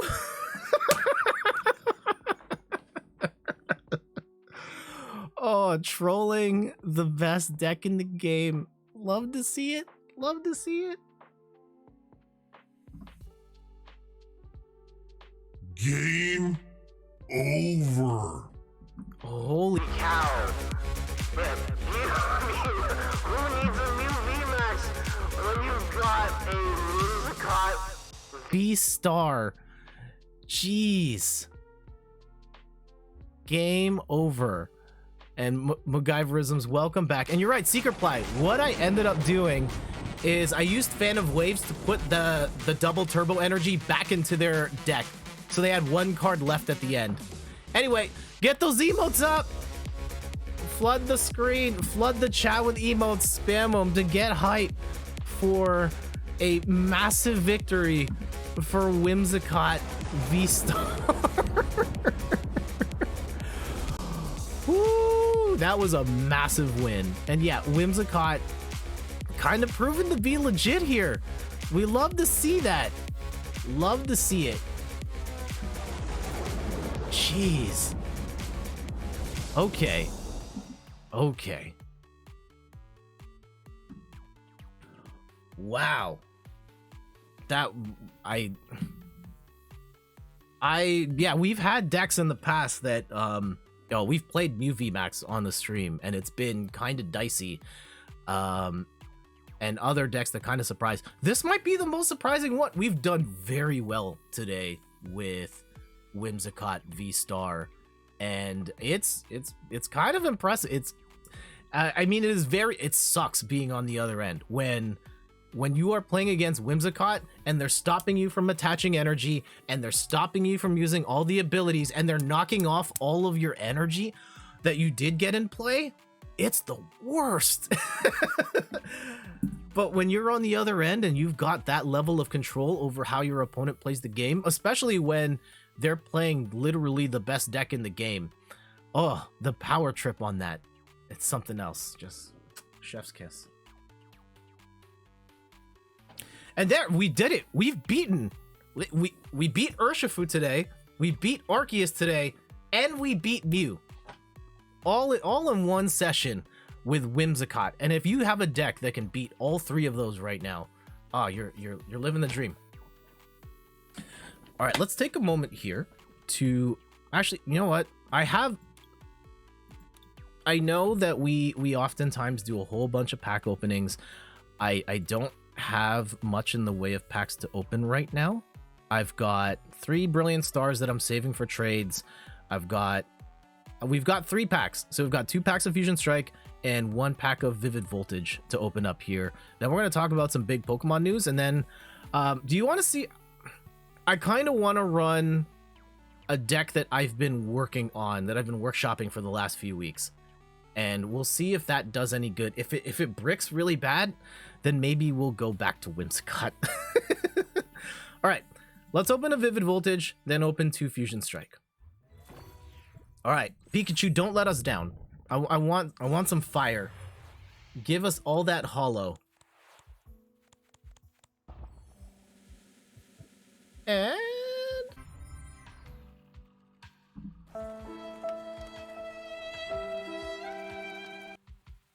that sucks. That sucks. I haven't lost to this card, but I've definitely seen people try to make this card work. Because it's really interesting with double KO, where for 4 energy, 2 metal, 2 colorless, both Pokemon are knocked out. And now with double turbo, this becomes a little easier to play, but still not really worth it. Don't drown the stream with rain. Oh, I hope not. I hope not. Okay, 2 packs of Fusion Strike. Maybe we pull a Mew here. That would be nice. I've got a full set, so I'm not worried about it. But if we can pull an extra Mew, it's an opportunity to trade for a whole bunch of packs. Okay, we got a regular Crabominable V. Oh, I don't have this one. I have the full art. That's why. And yeah, this is an interesting card. 220 HP. Trigger Avalanche for 1 water energy. Discard the top 2 cards of your opponent's deck. But most intriguing, Destroyer Punch. 2 water and a colorless. 90 damage plus. This attack does 60 more damage for each damage counter on your opponent's active Pokemon. So if they've already got 10 damage, this is hitting for 180. You have 20 damage. Actually, no, it's 60 more damage. It's hitting, oh gosh, it's hitting for 150 and so on. Pretty much if they've got 30 damage, you're going to 1-hit KO anything in the game. It's a little awkward of a card because you have to get the damage on there before you can really knock anything out. I've experimented with it a little bit. Hasn't really worked out. Still kind of a cool pickup. And I think we have 1 more Fusion Strike pack left. Yeah. Okay, let's go.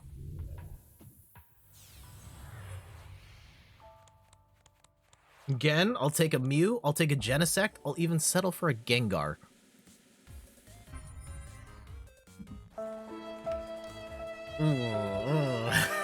No, that's none of the things. That's none of the things. Damn, hate to see it. Okay. Well, GG's. I have... Oh, you can't see it because my camera is blocking.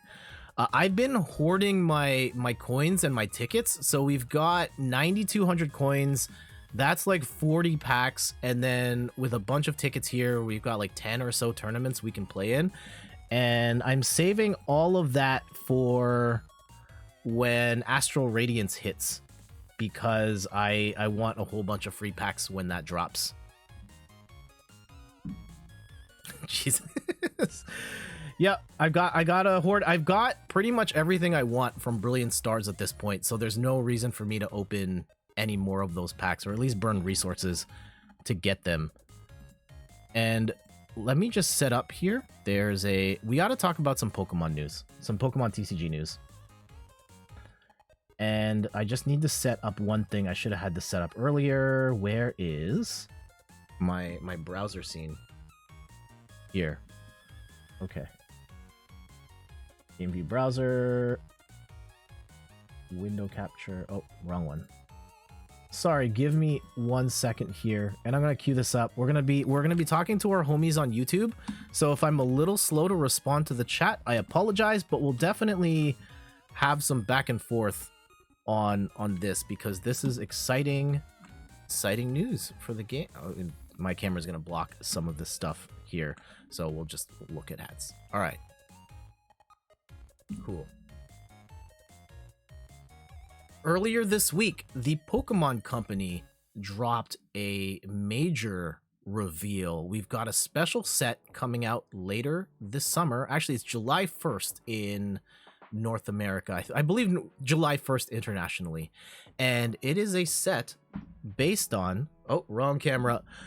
based on Pokemon Go. Of course, Pokemon Go came out in the mid to late 2010s. Massive worldwide phenomenon of a game. It's actually the game that really got me into Pokemon. And now that I've gotten into the Pokemon trading card game and seeing my kind of two favorite types of Pokemon games mashed together is really cool. And they've revealed a whole bunch of information and a bunch of cards. We know that there are 78 cards before secret rares. There's probably going to be like close to 100 cards in the set. We're also getting Radiant Venusaur, Radiant Charizard, Radiant Blastoise. Those are the new like regular cards with the special reverse holo that you can only have one of in each deck. Radiant Venusaur, Charizard, Blastoise, which is nice. Dragonite VSTAR, which we haven't seen yet, and Melmetal VMAX, which we also haven't seen yet. Let's look at some of the cards. Some of the cards that I thought were most interesting. Actually, Magikarp is kind of cool. Not great, but kind of cool in that it's got the move Raging Fin, where this attack does 30 more damage for each Magikarp and Gyarados in your discard pile. So if you've got 3 Magikarps and 4 Gyarados in your discard, this move will do 220 damage. That's kind of cool. Like, no one's gonna actually make that work, but it's kind of cool that there's an option here, and Magikarp is not just waiting to die here. I think the big one we got to cover here is Mew V-Star, kind of the star of the set, which has the move Psy Surge for 1 Psychic, 1 Colorless, and you discard up to 3 energy from your Pokemon. This attack does 90 damage for each card you discarded this way. This lets you do upwards of 270 damage. That's a lot, but you have to discard the energy. And how do you get Psychic energy on the board? There's a couple ways of going about it. You could run this as like a secondary attacker in a Shadow Rider Calyrex deck. There is a new Clefairy that can help charge energy. There is the Latios and Latias combo from Fusion Strike, which attaches to each other, and you can just have them attach on the bench, kind of like what Flaffy does for electric decks. And there's also Articuno, Galarian Articuno. When you put it on the board, you attach 2 energy to it. I've seen varying opinions. I think my initial thought was this card was not great. There are others who have come out and said it's really good. I think there is enough out there to maybe make this work. So I'm going to reserve my final judgment, but this could be interesting at the very least. Also, there's going to be like 3 different versions of Mew V, and that all look great. Melmetal V, Mega Punch, 3 metal, 140, like this card isn't, no one cares. We'll see what the VMAX looks like when that comes. Blissy's kind of cool. I love that it's on a gym defending gyms, because that's what Blissey does in Pokemon Go. Like, there was a time when everyone just played Blissey because it was the best defender. 200 HP, absolutely insane. And the move for 1 Colorless, Enriching Egg, heal all damage from one of your bench Pokemon. I think that's kind of interesting. Right, we do have healing options like Hyper Potion, like Cheryl, but for 1 Colorless energy, putting a super tanky stage 1 Pokemon that, yeah, it's got a horrible retreat cost, but you take a turn, you heal all the damage off of VMAX or something, and then you scoop up net, take that out, and then you've got your VMAX ready to go. I think this could be cool. Also, I love that a lot of the art is the Pokemon like in the real world here, and kind of a nod to the games. You got your Pikachu that you're walking with, and yeah, Gyarados kind of coming out of, looks like from like a pond in the city, which is kind of crazy. This Snorlax card has actually caused a little bit of discussion because it is a nod to a card that I've heard is actually very popular in Expanded. So it's got the same ability, Block, where as long as this Pokemon's in the active spot, your opponent's active Pokemon can't retreat. So that retreating is when you discard energy off of your Pokemon to move them back to the bench. And kind of the strategy of this card is you put Snorlax in the active and you keep gusting Pokemon that don't have energy or can't attack onto the active spot so that your opponent can attack. And eventually, if they don't have enough like switch cards or bird keepers, that you just stall them for the entirety of the game. And then they can't hit you, and then the game is over, which could be absolutely insane. We're also getting the Pokemon Go trainers, Blanche, Candela, and Spark. The full art versions of these cards look incredible. The actual abilities are useless. Pokestop is a really interesting stadium. Caused a lot of debate as well. Some people think it's really good. Some people think it's really bad. Once during each player's turn, the player may discard 3 cards from the top of their deck. If a player discarded any item cards this way, they put those item cards into their hand. Being able to draw 3 cards is great. Sometimes discarding cards is great, but if you're a Mew deck and you discard 2 energy, like, you're pretty much done at that point. So there's definitely some risk and reward here with the Pokestop. We've got some pretty slick looking ETBs. These come with 8 packs, sleeves, dividers, and so on. The one thing I bought is I pre-ordered this Pokemon Center exclusive version of the ETB. This comes with the special art on the side, comes with metal dice, comes with the metal coin, and it comes with a couple more packs and a Mew V as well. And some other things coming out here as well, the V battle decks. These are mostly for if you're just getting into the game and you need something to start with. These are fine, but they're not the most competitive decks, and that's okay. There needs to be an entry for, people just starting out the game as well. We've also got the special collections with full art versions of the trainer cards. I think these look fantastic, but they're all like draw 2 cards, and if you drew any cards in this way, flip a coin. If heads, attach an water energy or fire or electric. Like, the fact that you're only drawing 2 cards and you have to have energy in the discard and you have to flip a coin to maybe attach it, not very good at all. Not very good, so I won't be buying these. There's an Executor box, at least with different art. At least you get Executor, though I don't think this card is very good.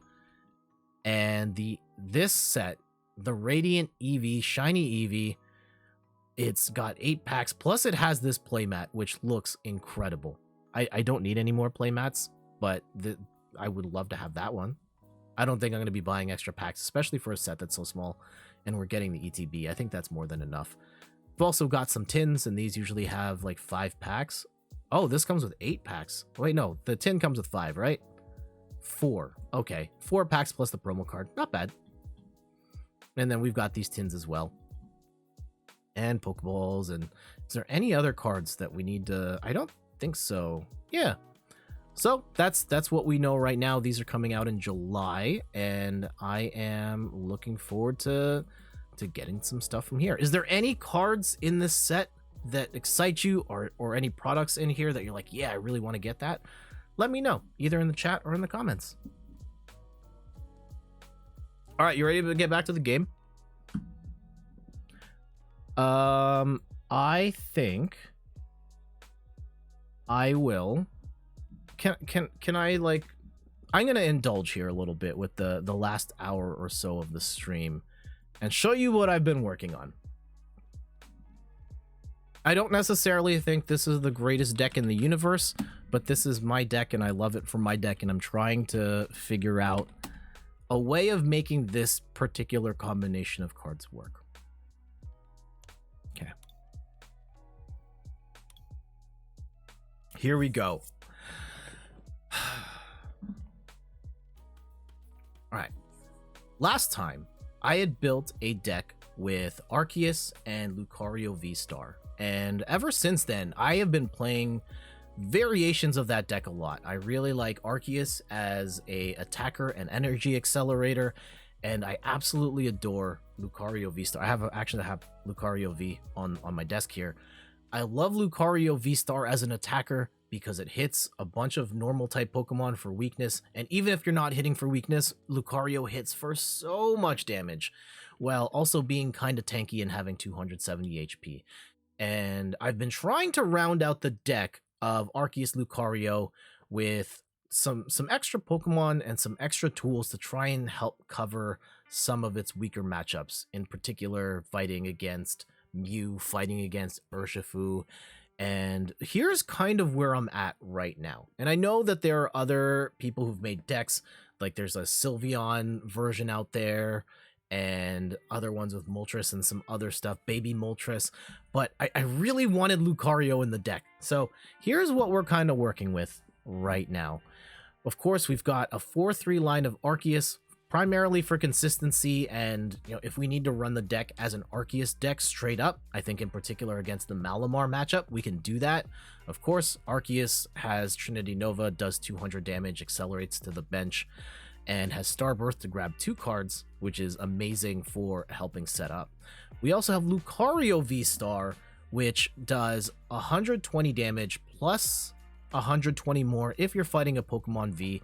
Right now, the game is heavily reliant on Pokemon V, so you're normally going to be hitting for in the way my deck is set up, usually 240 damage with a choice belt 270, but even if you start with Lucario in the active and you got to use the double turbo, you're still hitting for 220 damage, which is enough to knock out most Pokemon Vs in one hit, and that makes Lucario an absolute stud. And with its high HP of 270, Lucario most of the time is not going down in one hit, so Lucario has a lot of opportunities to knock out 2 Arceus V-Stars before Lucario gets knocked out. But there were a couple of matchups that aren't so great, such as Mew and Urshifu, and I then added 1 Hoopa V to the deck because Hoopa's a really interesting card in that it has the ability Two-Faced, which allows it to be psychic and dark at the same time. This will one-hit KO Mew VMAX, this will one-hit KO Rapid Strike Urshifu VMAX. Kind of feel like it's a really interesting idea of being able to cover both weaknesses in one card, so I added that to the list. And then I also added Moltres, Dark type attacker. I have this here for the ability to charge itself up, because with Dire Flame Wings you can grab a dark energy from the discard pile, which you can use to either attack with just Moltres, or you can use Energy Switch to then move it to any Pokemon that may need that quick boost of energy. And a couple of other supporting Pokemon here. Of course, we've got 2 Bibarel to help draw cards. We've got Lumineon to grab a supporter of our choice. And Zigzagoon, the secret MVP of this whole deck. There are so many scenarios right now in the meta where Arceus or Lucario are hitting in such a way where you're 10 damage short from knocking something out. Zigzagoon gets you there. I think I've won so many games on my second turn just being able to knock out Arceus V with Arceus plus the choice belt plus Zigzagoon, and I love having that in there. And in terms of supporters, we've got 1 escape rope, 3 evolution incense, 4 quick balls, 1 scoop up net so we can take out Zigzagoon and use it again if we have to, 1 switch, 1 ultra ball. The stadium counts are a little weird right now. I had more Path to the Peak than Training Courts, but realized that Path to the Peak also shuts down Moltres and Hoopa, and I already knew it was going to shut down Arceus a little bit, but right now I've got 2-1. You may want to play around with the counts here a little bit. We've also got 3 Boss, try and hit for weakness where you can, Marnie, 2 Marnie, 3 Professor's Research, 1 Piers, which is an interesting card, lets you grab 1 Dark-type Pokemon, and an energy. This is important because not only can you grab a Hoopa or a Moltres or a Zigzagoon, you can also grab a double turbo energy with this. It doesn't have to be dark energy, which makes it pretty clutch at times. 1 Raihan. Another spicy card that a lot of people are starting to use more is Avery, which lets you draw 3 cards and force your opponent to discard down to 3 Pokemon on the bench, just 1. And then in terms of last bit of text, 2 choice belts, 4 double turbos, which can also power up not just Arceus, but also Lucario, and then 5 dark energy and 3 fighting energy. I've got it set up so that Lucario only needs 1 fighting energy to attack. So 2 plus, like if you've got 1 to start with Arceus, you can at least power up 2 Lucarios, and 5 in case you have to power up both Hoopa and Moltres, and maybe 1 energy on an Arceus. So that's kind of how I got to this count of 11 energies, or 12 energy total. All right, let's see what this deck can do. If this deck just completely fails me on stream, I'm going to be so sad. It's fine. We'll just cut this whole segment for YouTube. They don't need to know what happened here if it bricks. But I have had decent success with it. All of those cards have helped me out in one way or another. So let's try it out. What's everybody been playing of late besides Pokemon? I got Nintendo Switch Sports. I've been enjoying it. I still have a lot to play because I've only played badminton and bowling.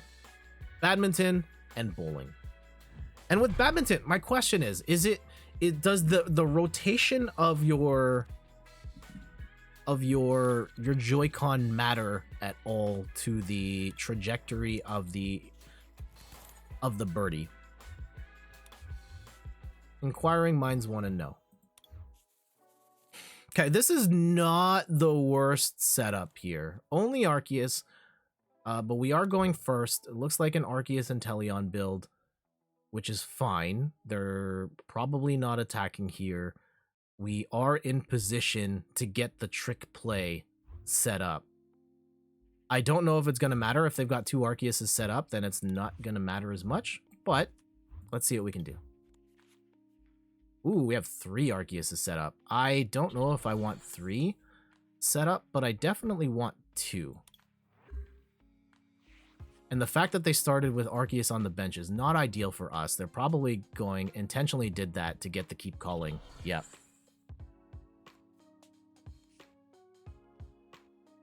Ooh, let's see. Are they going to get the second Arceus going? Yeah. They're going to go for a keep calling, but I think what's more important for us, getting a second Arceus going or getting the Lucario going?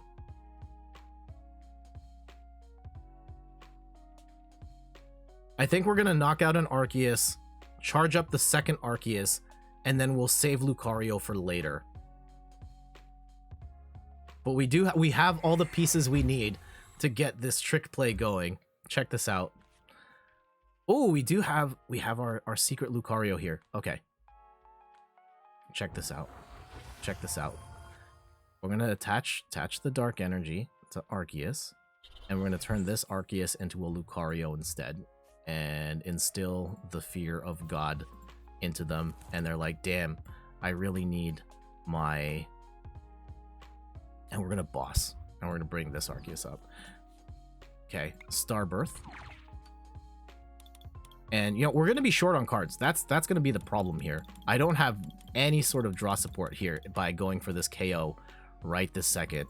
Please don't tell me Do I still have Zigzagoon? Yes. Okay, here we go. Choice Belt. Zigzagoon Ping. 220 damage total. And we're not going to need the dark energy. So at least we're not going to power up a dark type attacker. We get Lucario going. Life is good. And that throws them off massively. Oh.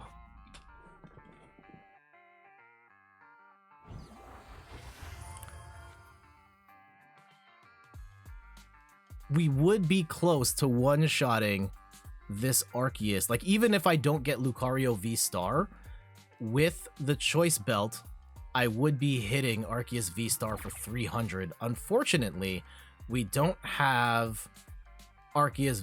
Yeah, unfortunately, we don't have a Scoop-Up Net. A Scoop-Up Net would get us there. If we could get a Lucario V-Star on this top deck, we would also knock this out in one go.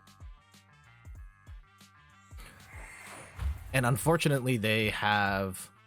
Actually, no, we wouldn't. Yeah, the big charm here. So we would need... Okay, the Melanie bailed them out here. They will get the Dunsparce set up. That's fine.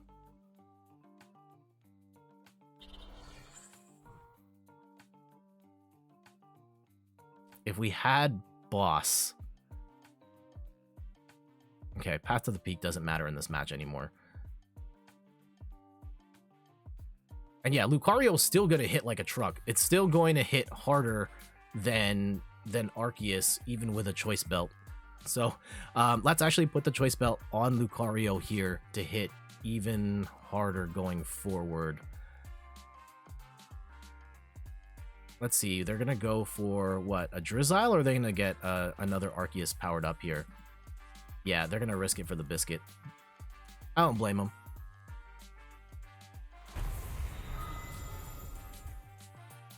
They're probably going to lose this Arceus on the next turn, so let's go and power up this next Arceus V. Again, we got the short-term gain, which might cause long-term...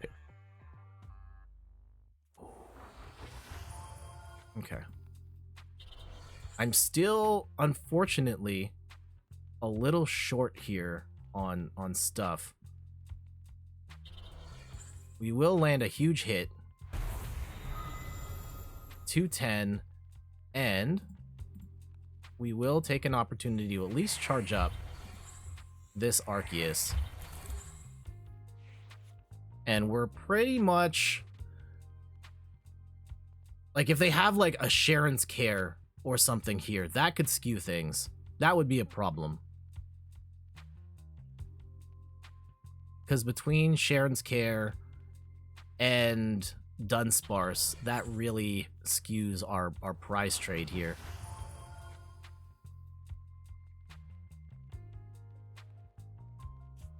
Okay, they're going with the fresh Arceus here. At least they don't have any Drizziles. Now, not having anything to draw hurts us really bad right now. Oh, wait. Oh, and I used my V-Star. Lucario's V-Star, Aura Star would knock this out with one go right now if we had it ready to go, but we don't. So, we're going to hold the L on that.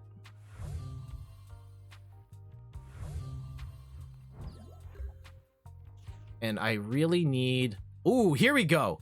Here we go. Love to see this. Check this out. This is why Zigzagoon is the MVP. Fighting Knuckle, 270 damage, and they're out of here.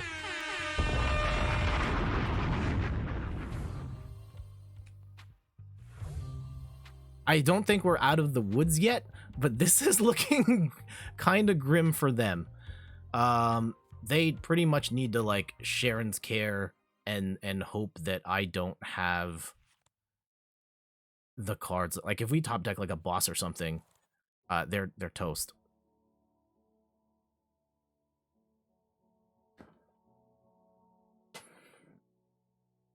Let's see how they play it.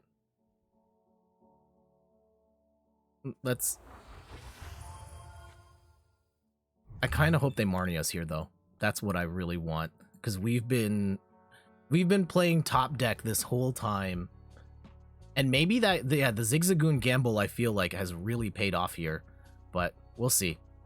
There's no way they're knocking out Lucario in one go. They might knock out this Arceus V in one go. Oh, are they gonna play Raihan? Let's see.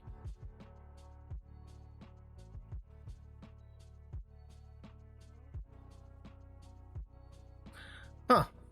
How are they going to go about this? We've got the two prize advantage. Oh no, they can't. Yeah, they can't knock out.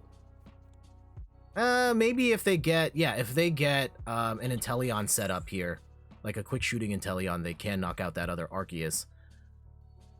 But at some point, they're going to have to bring Arceus V-Star into the active, where they will get destroyed. So let's see how they do it. Nope, they can't. They can't. GG's. GG's. Zigzagoon MVP. And I feel like right now, with the way that the meta is, like, that works on so many Pokemon that end up in the active. Arceus V is a big one, but, like, you will also take out an Urshifu early. You will take out, like, so much stuff just having the Zigzagoon in there. And I feel like, for the time being, I'm going to have a Zigzagoon in my deck just to be able to hit that play. And yeah, it's situational, but it's a situation that happens a lot.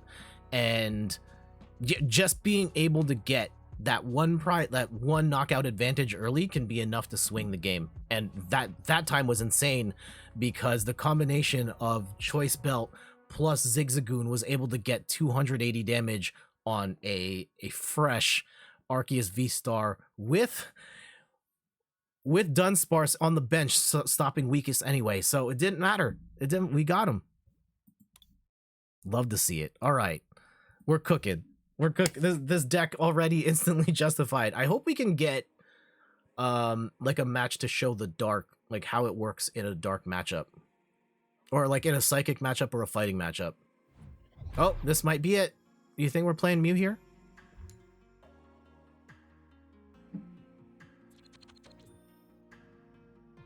And for those just tuning in, I am... Why don't I have that button on here anymore? Oh yeah, Jet from inthirdperson.com. Person looking video games, board games, and other nerdy pursuits. Snorlax just chilling. Got his controller ready to play. Okay, well, here's a situation you don't like to see. And welcome back, Mark is not cool. And you know, Mark is cool. I should stop calling you that. All right, this is not the Mew VMAX match we wanted. I really didn't want going second with Hoopa V stuck in the active. This is horrendous. I need Tails right here. Yep. If they only have Jenna... oh no. Please don't tell me that's an energy. Okay. Oh no. Not like this. Oh, not another crap. Tails. Okay. And they will power up. That's just to get more, draw more cards. Okay. The ideal outcome here is what I'm aiming for based on this line is I want to use Quick Ball to discard this energy, then use Moltres to pick it up. And we need, from that point, one Arceus V, one Switch, and a double turbo energy. And maybe we've got a shot here. Unfortunately, we just bricked on the opening hand, which may doom us from the start. And if that is our reality, then that kind of is what it is. But we play these things out. What? I don't have the Moltres? Uh-oh. Uh-oh. Okay, we prize the Moltres. That's amazing.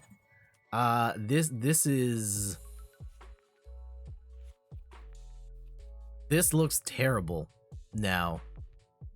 I will put the fighting energy out. Oh, wait. I'm an idiot. Hold on. I can still do this. Oh, wait. No, no, I can't do that. Oh, that was also dumb. That was also dumb. We'll at least get a second Arceus. Okay, that's not entirely the worst.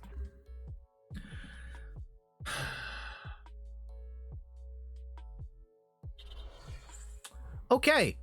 I think this deck is still a work in progress against Mew. Losing Moltres in the prizes is terrible. Having Hoopa stuck in the active is terrible. Possibly losing an Arceus here. That's not necessarily... Okay. This is going to be not ideal, but at least we can power up a Hoopa on the next turn.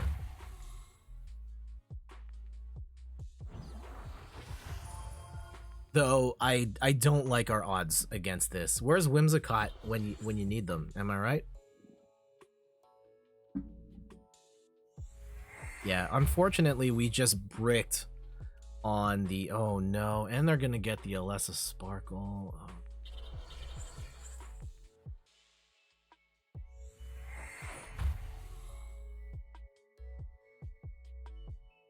Y'all love watching Mew, right? This is everybody's favorite deck. I'm not gonna lie. Like, if someone put me on the spot and said, go play in a tournament right now, I would be playing the Mew VMAX deck. Okay. What are our routes here? Like, definitely want to... Definitely want a Starbirth. I think we have to get double turbo. Have to get double turbo. And I think we're gonna Marnie Path. And that is pretty much our only hope.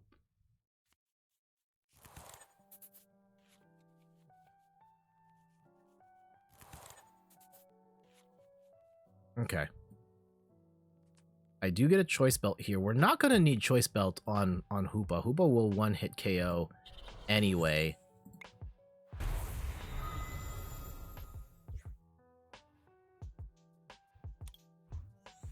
Unfortunately, in this scenario, Hoopa's going to be low health, so we really need to pick our spots here. Let's see. They probably can. Oh, and they knocked out, of course. This is, I still think the dark part of this deck design is a little sus. I think that if there was more path, we would be in a better spot, and they're gonna boss up Hoopa here. Yep. This is a GG's. I will save everybody the trouble. We're not gonna sit through watching drawing a billion cards here.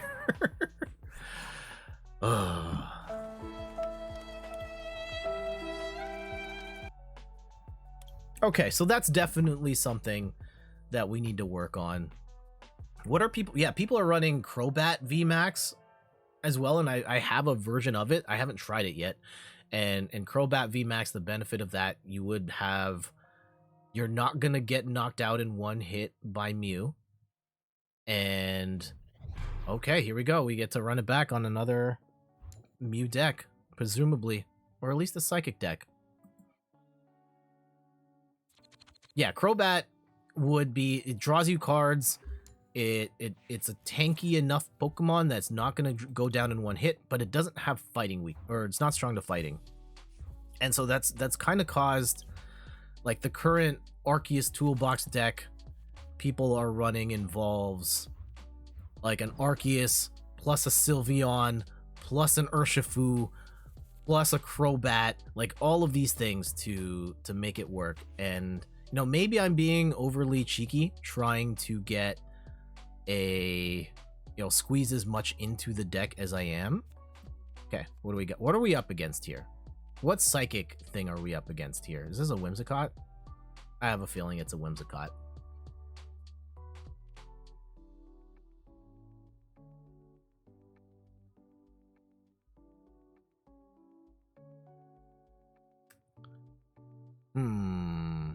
We have a decent hand here, though. At the very least. Okay, yeah, I saw the Peony here. This is most likely, like, the Whimsicott deck we were just using.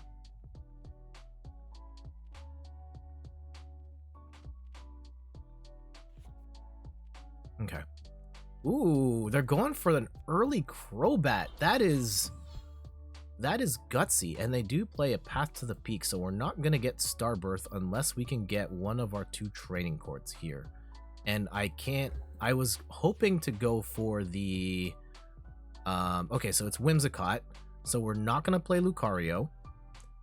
Moltres doesn't necessarily help us out here either, so absorbing the extra energy doesn't really benefit us right now. I think we end up playing this just Arceus straight up.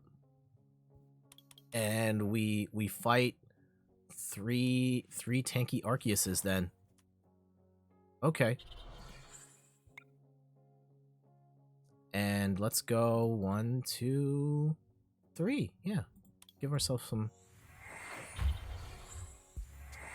some options here. And just in case,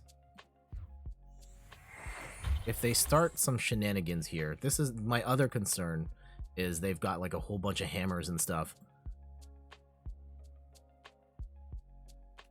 Yeah. I should have been better prepared for that.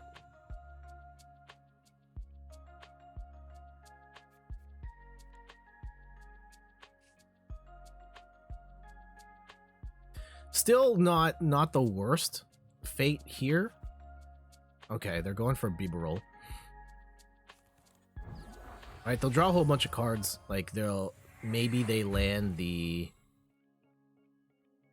I guess the crappy thing that could happen here is if they get a Whimsicott and a Psychic Energy, and they land the fluff gets in the way move, then I can't charge up Arceus. That outcome we do not want. Do not want that. Okay, they're gonna go with Bidoof early here, and that's fine. We do get a third Arceus set up, unfortunately. Trinity Charge. We're gonna grab the rest of our energy here, and oh, do we go? This may be a problem. We have two full attackers. The problem is if Whimsicott can get going here, we're not gonna be able to attach any of the double turbos left in our deck, and we've used up almost all of our regular energy. I think we've prized everything else. So we really need... I need an Arceus VSTAR. Oh, that doesn't matter. They bricked. GG's. That's unfortunate for them, because they drew a billion cards and just weren't able to get set up. But I'll take it. I'll take it.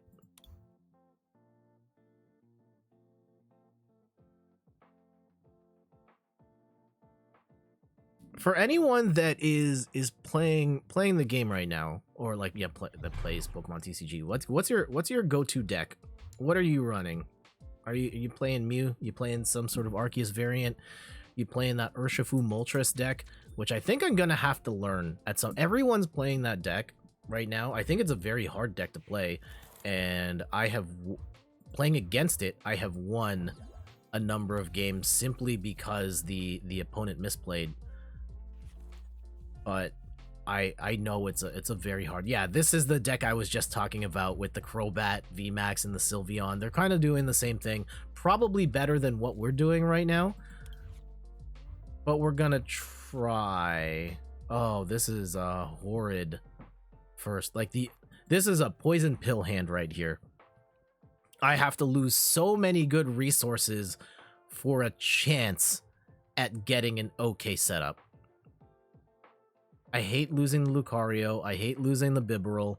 I hate losing the double turbo. At least they don't have a good setup right now either. So we blow out our entire hand. Ugh. We do get an Arceus and an energy, and we will move to the active. And I'm not going to bench anything right now in case they run some switch shenanigans. Okay, they do get their V-Star, but they're not going to be able to accelerate. Well, it depends on what cards they have. Okay, they're going to draw some more. That's good. Ooh, here comes the Urshifu. This is where Hoopa would be very nice if we can get... If we don't get pathed here. Let's see. Let's see how they play it.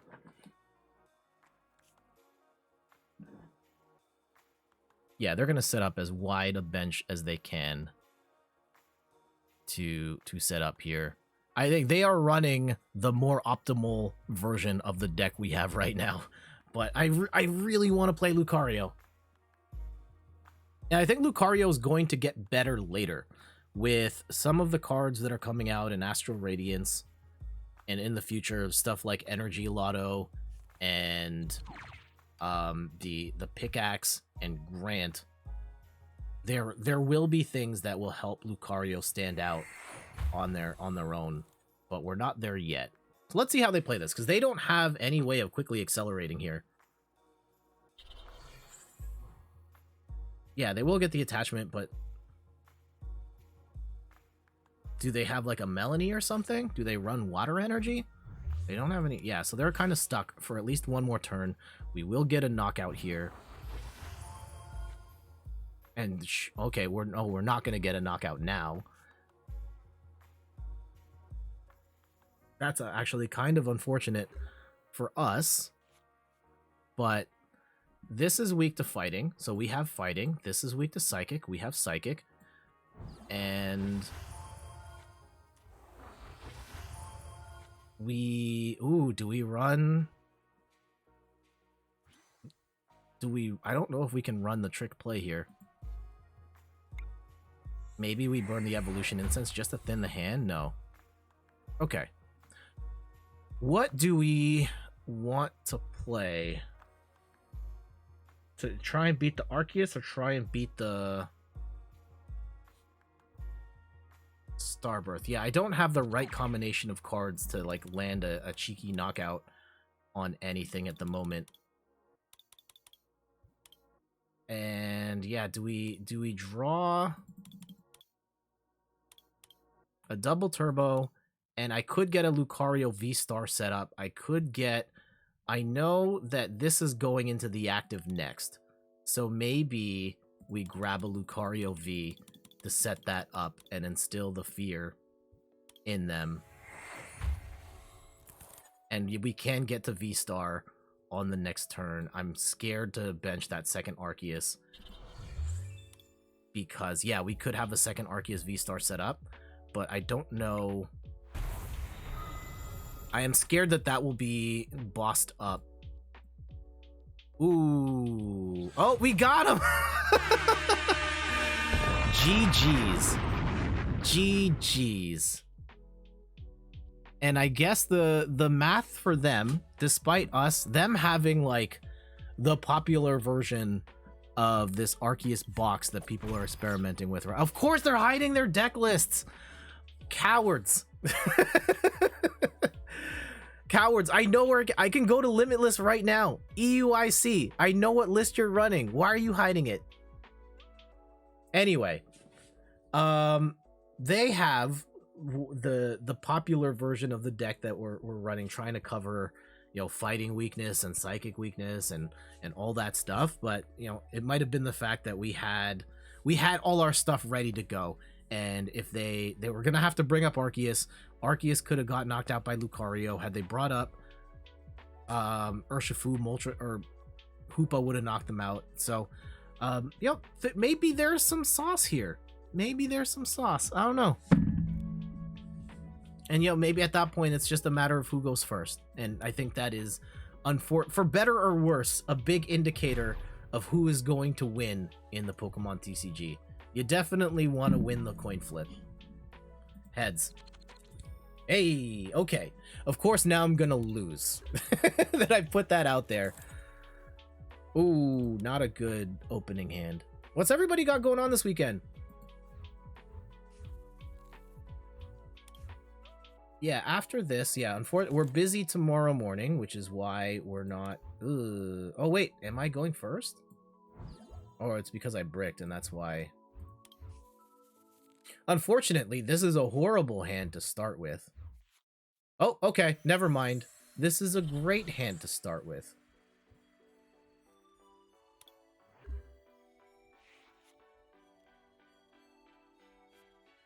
Ooh, Path to the Peak. That's not ideal.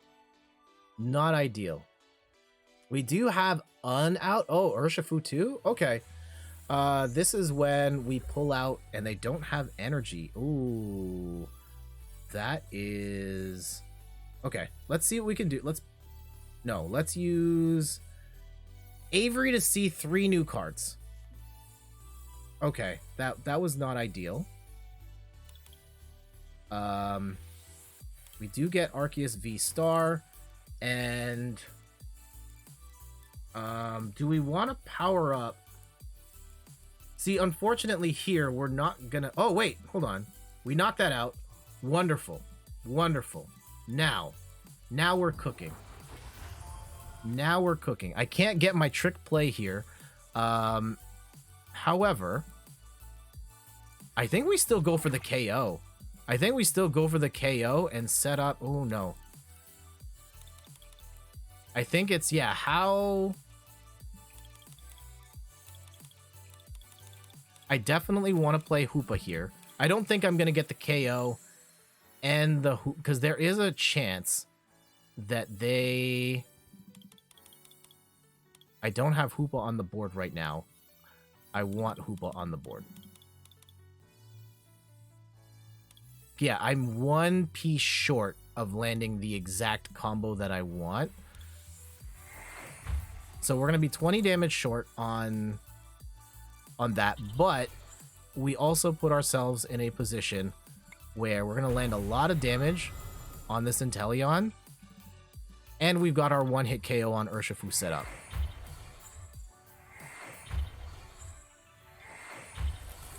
Okay.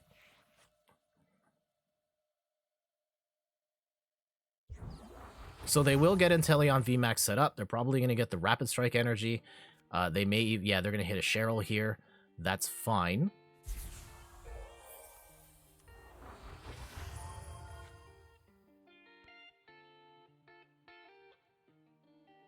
My biggest fear...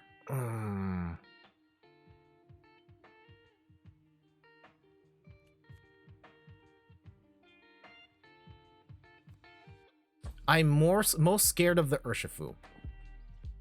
The Inteleon VMAX is gonna have to take, and yes, it's gonna tank and possibly keep hitting the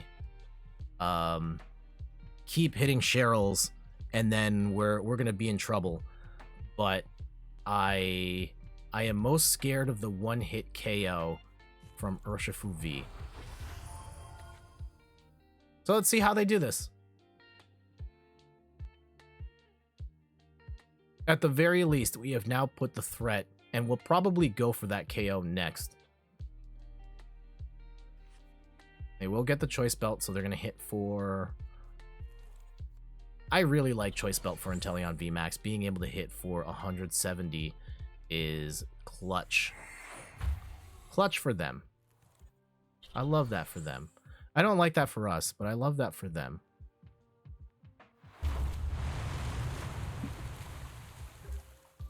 Okay, so they have 2 cards.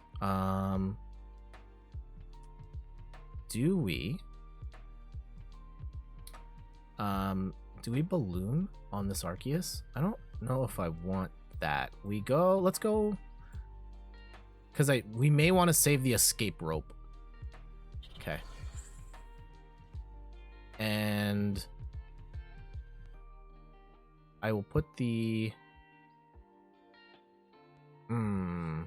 The problem is, if I land a hit on...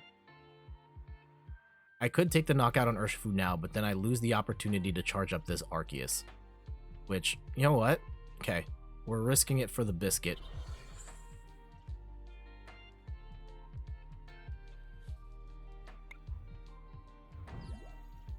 I want this now. I'm playing greedy here.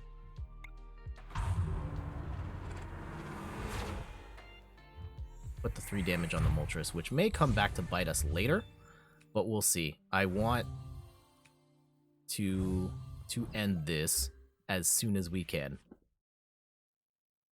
They will not... They might get the... They would get the one-hit KO on Arceus if they can boss it up, which they might.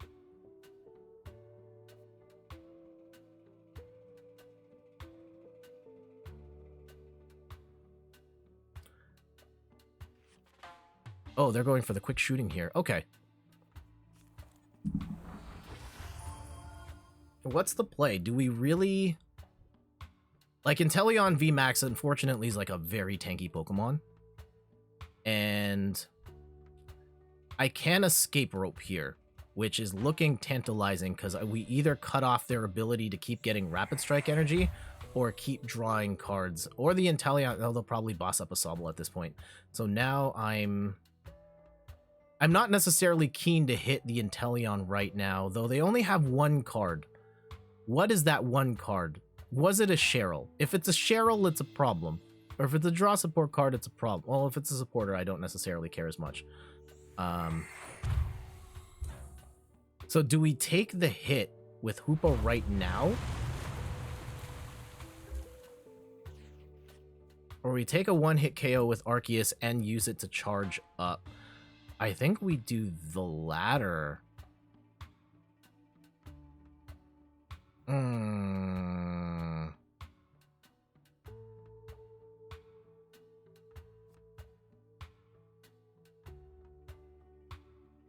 Okay, what are you going to give up? Are you giving up probably your best out? You're going to give up your spread? Or are you going to give up your draw support here? And we have the ability to set up our Arceus.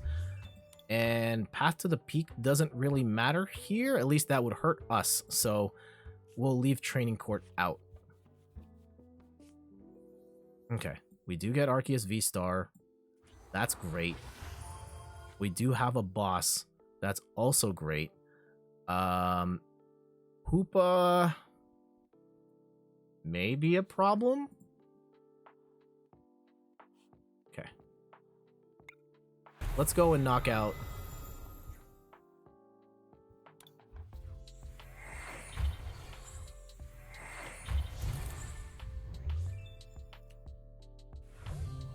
We'll go and knock it. Yeah, this is tense times, right?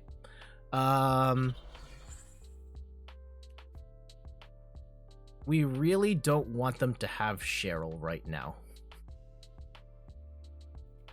And it's gonna take them 4 hits to win. No, potentially 3 hits. Darn, that Moltres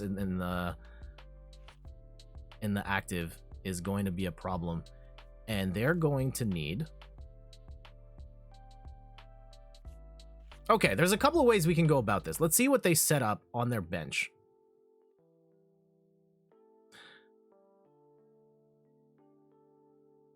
At a certain point, we have to hit this Inteleon. We have to. I don't think there's a road where we can win without doing that. However, I'm trying to cut off all of their options before we swing into this thing, because I just don't want them to keep Cheryling us. Okay, so they do knock that out.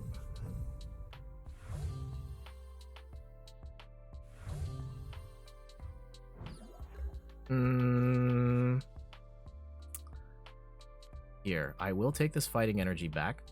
And, ooh, we do have a Lucario. That's an interesting possibility here.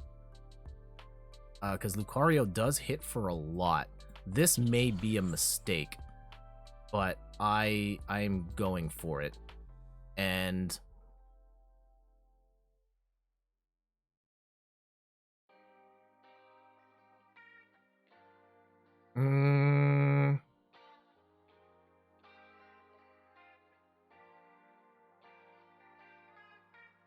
okay.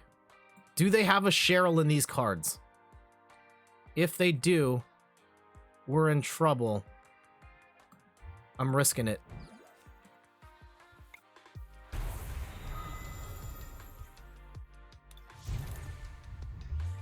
I don't know if I'm playing this right. We do get a Lucario V-Star, which is nice.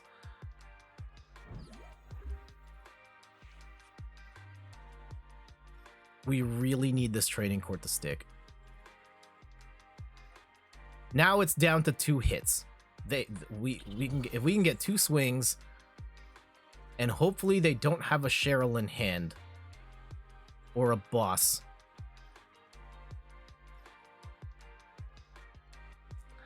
Oh, this is so tense.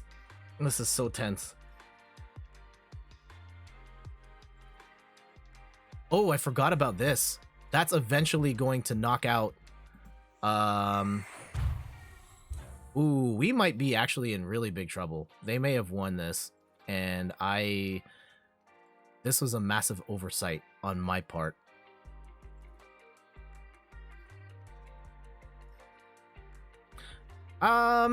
We have an out. We have an out. The E-Switch is thankfully an out here. Let's see how they play it. Let's see how they play it. Is there any dark energy in the discard? No, there is not. Okay. Oh, this is so tense. They're really thinking about it here. Really thinking about it. Oh, they do get a Sobble down. Damn it. Was really trying to avoid that. This Hoopa's done, though. They will snipe that unless we get, like, a boss's orders or something. And we're getting Marnied. Oh, that hurts. That hurts real bad. We will lose Lucario V-Star here. Oh, we do get Lucario back. Or do we want... Yeah, we pretty much lost our play here.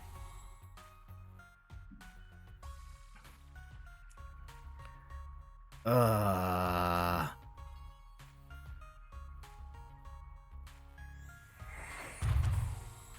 no! Ooh, that's extra bad. That's extra bad. Okay. Damn. How do we... Like, pretty much, they are one hit away from winning the game. They're gonna swing into... If I can't pull...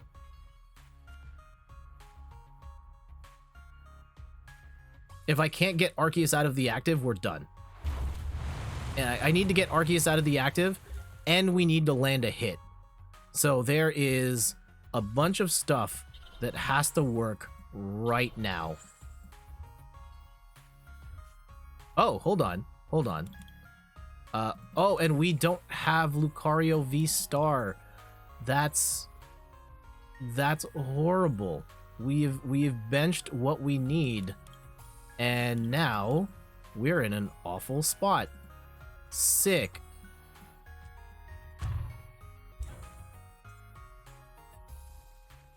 Okay. Oh, hold on. Oh, I do have Lucario VSTAR. Okay. We do have Lucario VSTAR. Do we just go for the Lucario VSTAR, though? I think we do. I think we're gonna play it safe here. Retreat. And we'll get rid of a fighting. Oh. Here. These two. And we'll have Moltres absorb 1. And we'll take back another. Okay. This is what it comes down to. They have a boss, they win. They have a Cheryl, they win, and they're doing a smiley face. So they probably have one of the two things.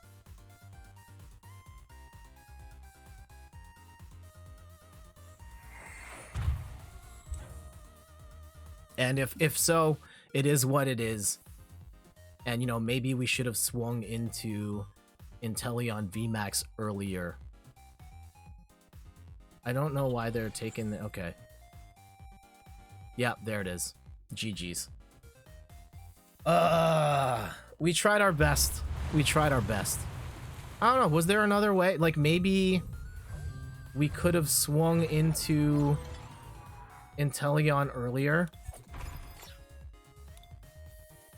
And that's a call that we could have made. You know, we did take out the Urshifu early, which I thought was great, but I really hate attacking into this Inteleon only for all the damage to disappear because they just play Cheryl. And I just tried to get rid of all their shady dealings, and, you know, we ended up being one turn short. So, is what it is. And I think that's the opportunity of that deck, right? Is to be able to just tank your way through stuff that won't one-hit KO you. And I actually recently traded for the cards to build that deck. So at some point we will cover that deck. I have not played it at all yet. Okay, here we go. Psychic matchup.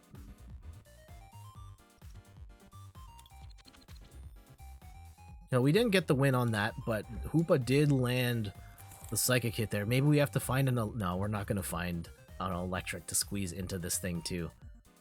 I have seen people try. I have seen people try to build the Arceus plus one of every single thing to hit everything for weakness, and it's something. It's something. Okay.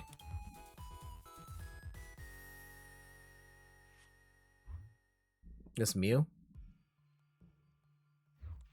Oh, Shadow Rider. Okay. This is not nearly as bad as I thought it was going to be. Okay, we are going first. we do have a decent setup here. Okay, maybe not as decent now. And we don't get to play special energy here, and that sucks. So as long as that's set up, do we want to Avery here? I think we just Avery. I know we're not going to get... we're not going to get fully set up. We will get Arceus VSTAR. We can attach a double turbo, unfortunately. However...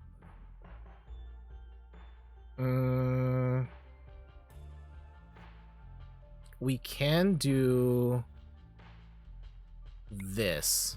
Okay, I don't necessarily know this is the right move. We will get a Moltres here.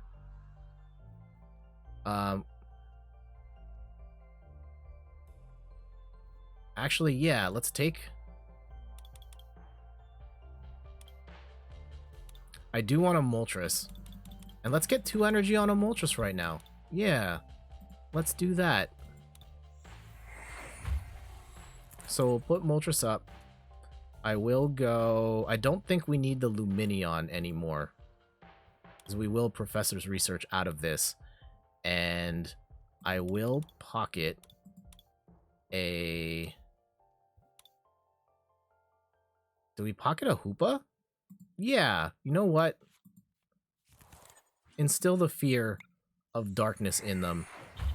And we'll go there and we wait. Okay? Go ahead. If you do anything other than Shadow Mist, I'm going to attach... There it is. GG's. Yeah, that was enough to scare them away. Love to see it. Love to see it. Again, is this necessarily the best Arceus toolbox? Maybe not. It is one that I have a lot of fun with, and yeah, in particular, I'm just really bullish on having Lucario on the squad because it's one of my favorite cards. I think it's going to get better. I don't know how much better, but it's a ton of fun to play. So that's what I'm just trying to build around that. I've seen versions that have Umbreon in it, and like I know there's a version that has Crobat that I haven't tried yet. I've built it. I've seen versions that have... Do I have the Umbreon version? I haven't built the Umbreon version yet. Something to play around with, but it feels like an Arceus deck plus a bunch of tools to hit for weakness is very potent in the current state of the game based on what everybody's running right now. You kind of have, and it's a tricky thing because like I've always, well, I wouldn't say always, but like I have shied away from toolbox decks because they... Oh, I'm playing the wrong version. Hold on. This is not the right one. I have shied away from decks that that try and hit everything for weakness because they tend to have issues with consistency, right? You just get stuck with the wrong Pokemon in the active at the start, and then you're dead. And I've always been uncomfortable with the idea of being spread so thin that I can't get what I need going first. And that's why this version of it, the deck has 4-3 Arceus, because I always want to start with Arceus. And you know what? I might lose. I might eat a fighting KO after the second turn because... Do we start with the Moltres here or the Bidoof? I think we start Bidoof. And you know what? Maybe at a certain point, I will play a deck that makes me more comfortable with, being spread super thin. But right now, I don't feel that way. And this may have been the right move having Bidoof up top, but this is still a horrible setup.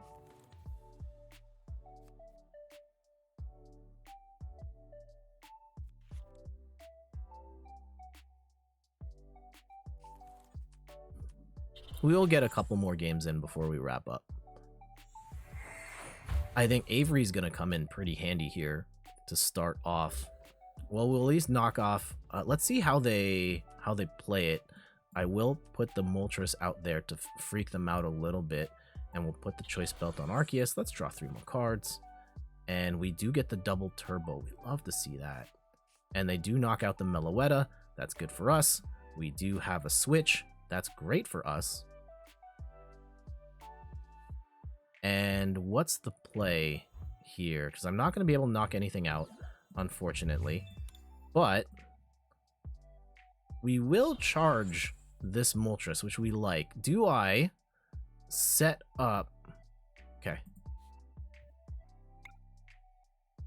So Moltres needs 2 dark energy. So even if they get the knockout here, I will... They would be with a Mew VMAX, and I've got Moltres ready to go. I think the play here is... Let's see. Well, first, let's see how they go about this. They do get heads. Probably some sort of Alessa combo here. Maybe they could boss up my Moltres and then we're done. So... And Choice Belt. And Air Balloon. Shutterstock. Could have attached Dark to the Arceus. Yep. Oh, there it is.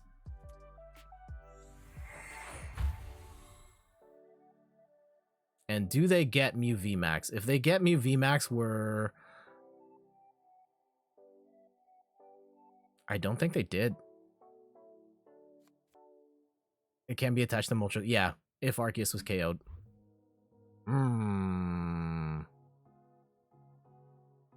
Do we want... Oh, they got the win! Got him! Got him. We'll take those. We'll take those. Yeah, we had enough dark set up, and I guess they just bricked. And that's unfortunate for them. But we'll take that. It happens. Mew bricks too. See, there it is. That's why you attach the 3rd one to the Moltres. Shutterstock, how you doing today? We'll get in a couple more. I'm glad we at least we got one, right? With these box decks, just have... Sometimes it's not about like actually attacking with the thing. It's about setting up with just enough to get them to just say like, nah, this is it. And I think they would have kept fighting. They had us in a great spot to knock us out. They just couldn't find Mew VMAX. Eating cookies. What kind of cookies?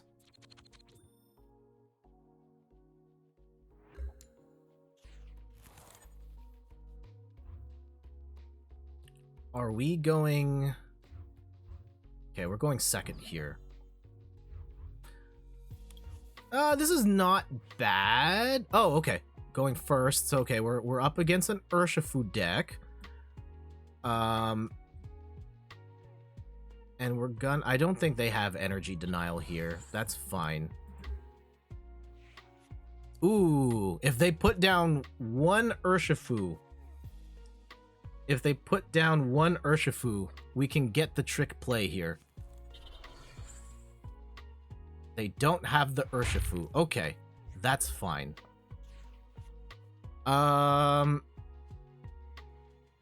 Do we set up a Hoopa here then? Or do we just set up...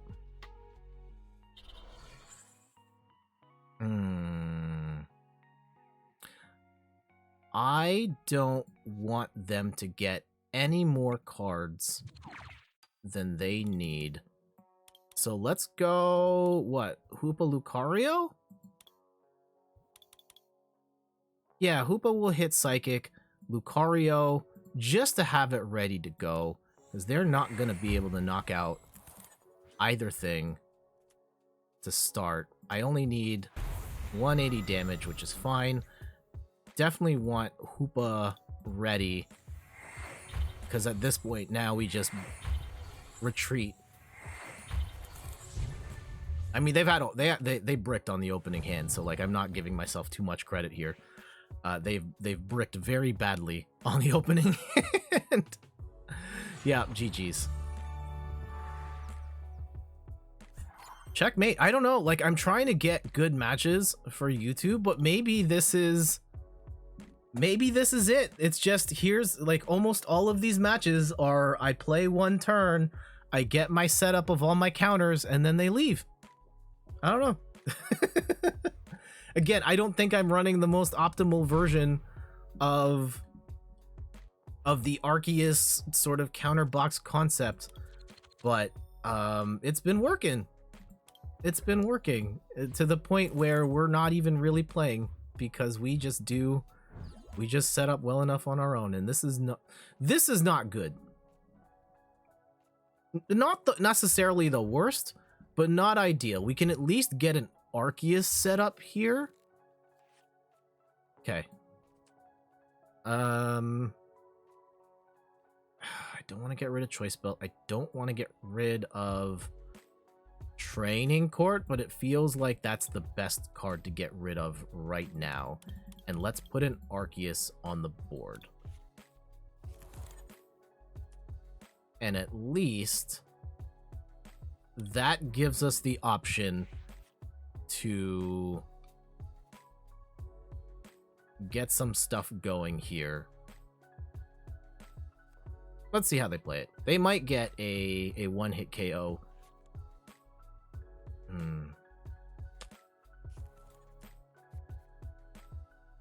All right.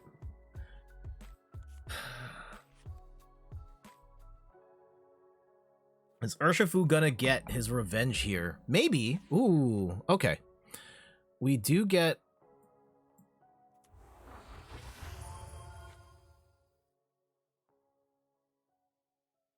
Who do I want the balloon on? I don't want to put a balloon on Lucario. That feels like a waste. However, I may need to move Lucario off the active here. Okay.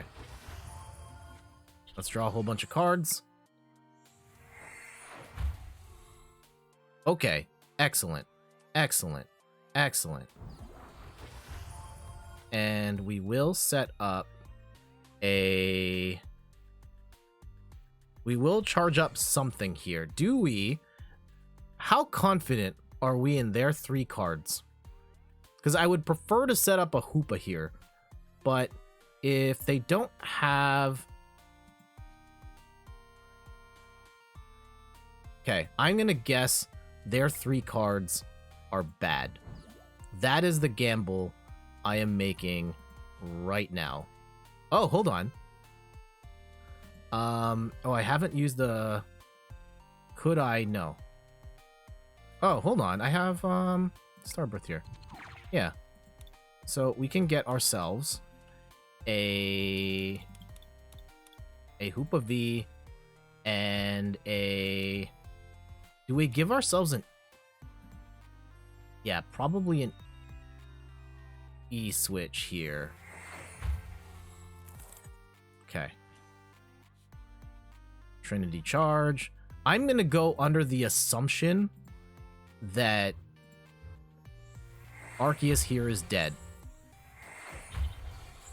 Worst case. Worst case. I've got the E-switch. I can move the energy around if I need to. They're not going to be able to knock out Hoopa in one go. Hoopa can knock them out in one go. You know what? It might have been nice to boss them here too. At least then they won't get a... They won't land a Gale Thrust here, which is gonna knock out this Arceus. Had I bossed up Urshifu to the active, they would have had to do a whole bunch of movement shenanigans. But if they are gonna go Urshifu VMAX here, which I think they will, I will lose 2 prizes and they will lose 3 prizes, which might be exactly what they want depending on what version of the Urshifu deck they are running. Do they have a Pocket Moltres in there? If they do, then we might be in trouble. So they do get another energy search. What are they going to do? They're going to grab a dark here? Yep. Okay, so they are looking to grab and throw that in the discard. Got it. So they are sacrificing for some stuff, which is fine. I don't necessarily need to put the choice belt on Hoopa here, but we've got it, so we'll just do it. And they have a ton of cards now. And I probably still don't I don't think they're gonna play another Urshifu. That's the gamble. If I put it on Lucario, my big fear going into the next phase of this match is that I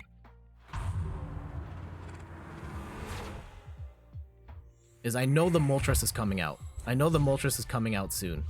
And if we take 5 prizes, Moltres is going to hit for 270. That will be enough to one-hit KO Lucario.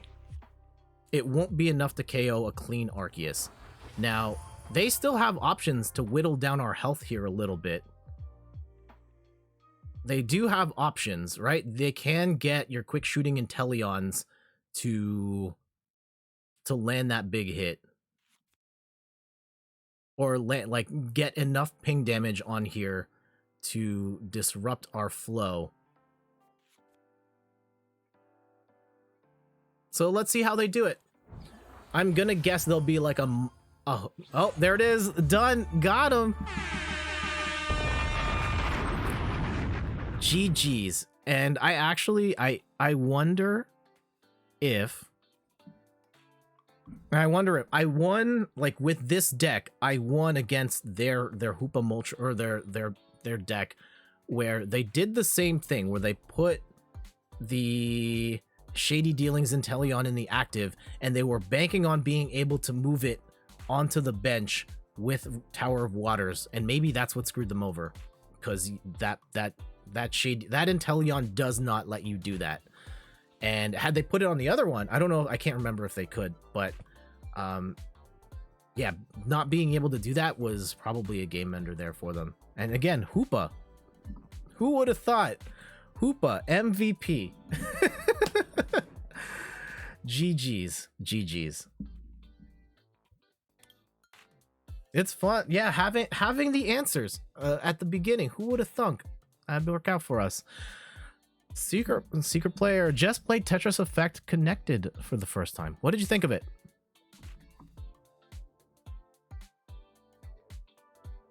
I've played Tetris Connect. I have not played Tetris Effect Connected yet. It was Xbox exclusive for a while. I know it's not. And it's a free update if you've got regular Tetris Effect, right? Maybe I'll come back to that at some point and try it out. Is there anything else? Maybe we get like 1 or 2 more games in with this. I was really I want to get a couple more good I feel like, and maybe it's the nature of the deck, where when you play stuff that covers a whole bunch of weaknesses, that you put yourself up early, and then they can't really recover, and that might be the strat.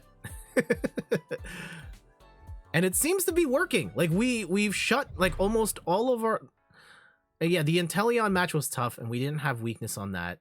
And maybe I could have swung into that one's gonna piss me off for like the rest of the day.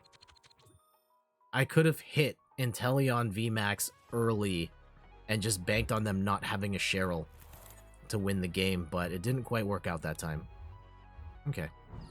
And we'll bench Bidoof, and we'll see what happens from here. Maybe we need Hoopa, maybe we don't. How many Arceus decks do I have? Not enough. Not enough. I mean, with Arceus is so awesome because you can just put Arceus plus, any number of Vs. Like I have multiple Arceus Gyarados decks set. Oh, okay. Yeah, this is another Arceus plus everything deck concept here with the secret Rowlet. I don't want to blow out my hand. I do want to charge something up. I don't think it hurts to charge up the Hoopa here, because it's gonna hit for double, like, weakness for fighting and whatever else they pull out here. So I don't hate that as a move. Let's go 2 and 1 fighting, and I'm gonna put the third energy onto Arceus. We do have an E-switch. If I need to hit something for weakness, I can just drag Arceus out and drag in a... Huh. Why would you play that right now unless you've got nothing else? Okay, there's the Marnie. No, maybe make that investment for later, sure. Yeah, I have an Arceus Gyarados. I've got like the... They have a Moltres too. Okay. Okay. I think it's time. I think it's time. We're gonna hit the trick play again. This is my... Hold on. Do we have it? Oh, we don't. Darn it, Zigzagoon is... Zigzagoon's on vacay right now. That actually doesn't matter. Because there's still not a lot they can do. Because... Yeah, we're gonna bench this Lucario and draw a whole bunch of cards here. And... Oh, yes. Oh, yes. Boss up Moltres, Starbirth, and all of a sudden, I get my Choice Belt, and I grab... We have... Okay, let's grab a Lucario VSTAR. Why not? Why not? We'll get that ready to go. And we'll hit for Choice Belt here. Swing into for 210. We're 10 damage short. If we had the Zigzagoon ready to go, this wouldn't be a problem. And we want the fighting energy here, dark energy here, and dark energy here. Because, yeah, we're most likely going to go into Lucario next. And now, even if they somehow get the energy, 3 energy onto this Moltres, the Moltres is going to take 30 damage when it attacks, so it's dead. Yep.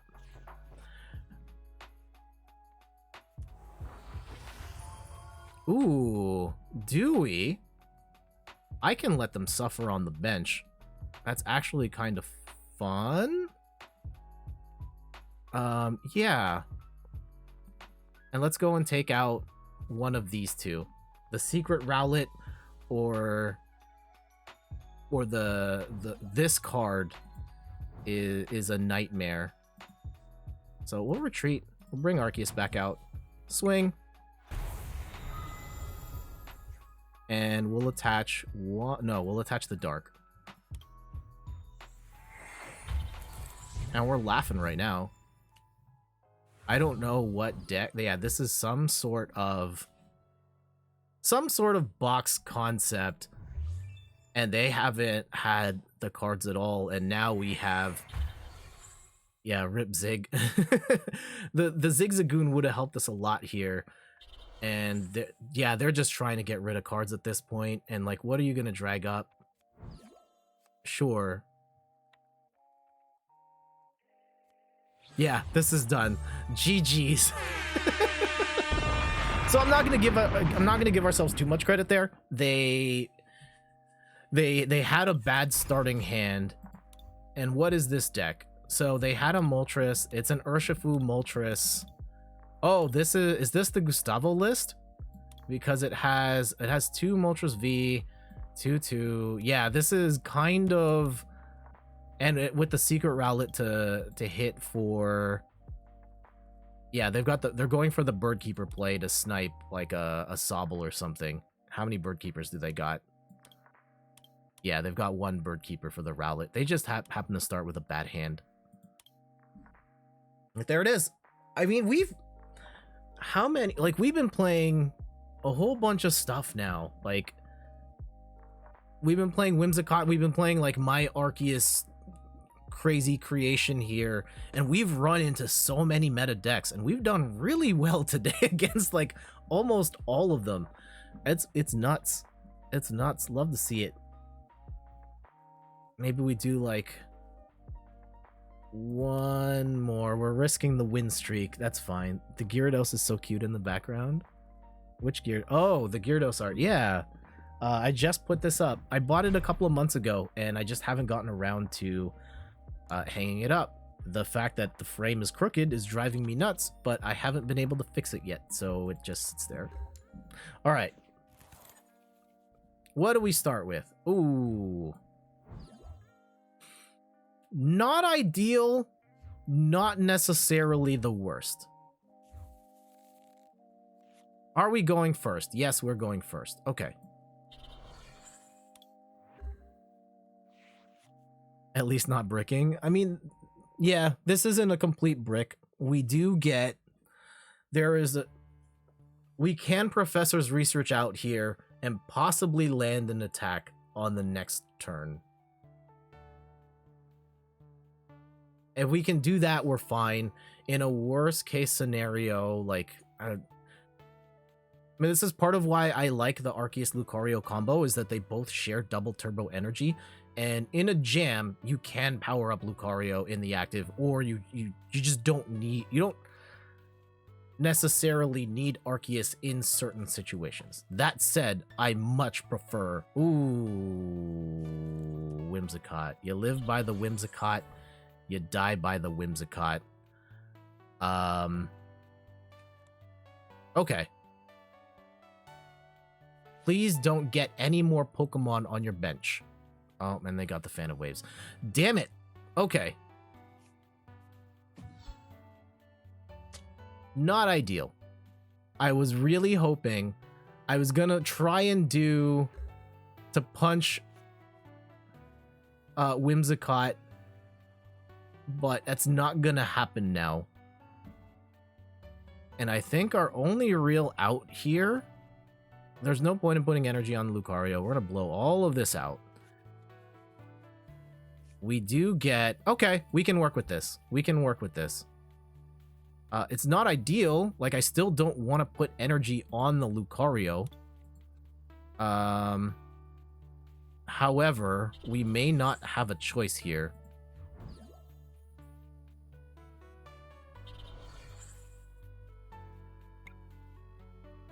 What's the play? Because I know they're probably gonna run...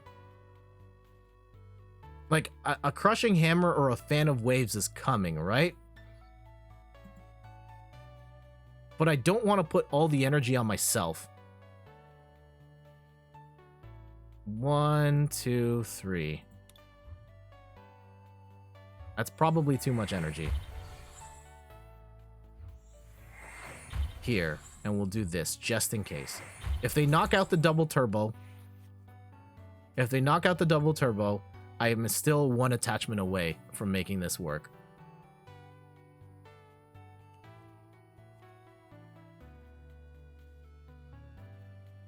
However, I don't have a metal counter here, so really we're going to try and play this with Arceus straight up.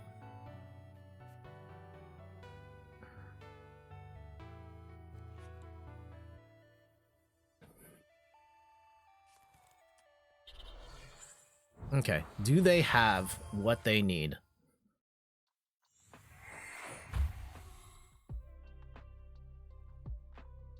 I really hope Whimsicott gets stuck on the bench.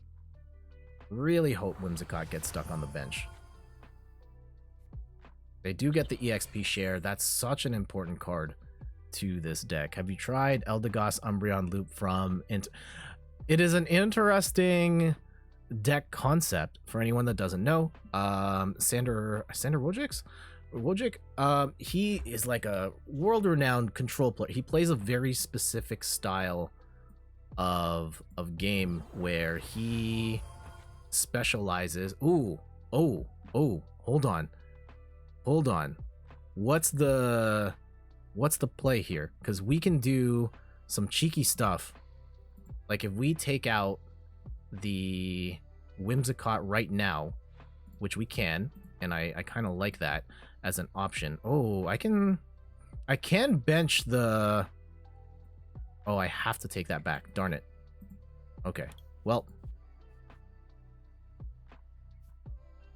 Starbirth. I think we take out that Whimsicott. Boss Marnie?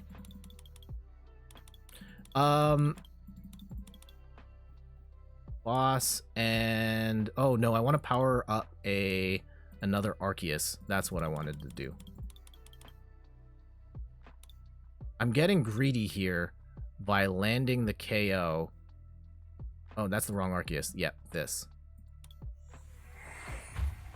And I am banking really hard on getting a...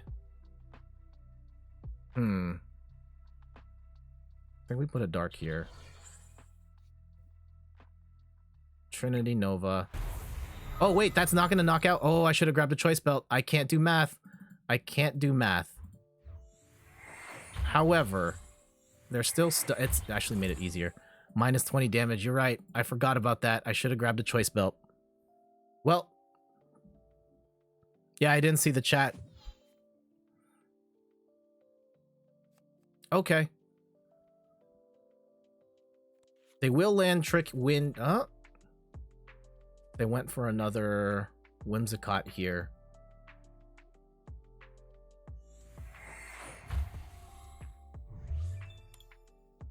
What's the play? All right, we don't have... I don't have another Arceus V-Star. They will land Trick Wind here, which isn't necessarily the worst. Not at this juncture. The Fan of Waves even, yeah, we anticipated that, which is why we put on the extra energy. However, I may need to get Moltres here ready to go. And do we swing into... do we take the free KO on... I think we do. I think we gotta take it.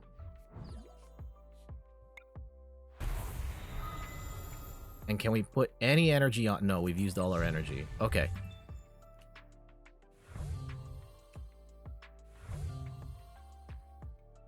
Really banking... Really banking on an Arceus V-Star off this Marnie. Actually, wait, hold on. I have a Raihan. What are we even talking about here?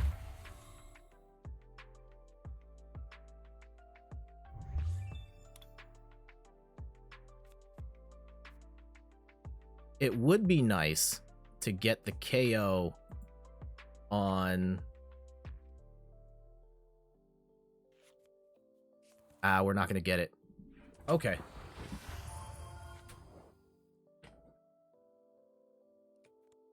And we're going to get Martied anyway. Okay.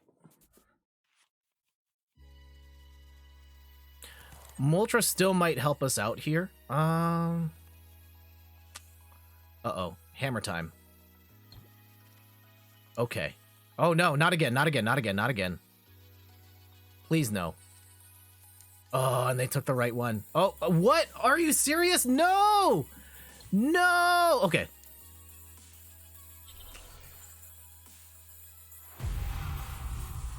Ooh, this is really bad.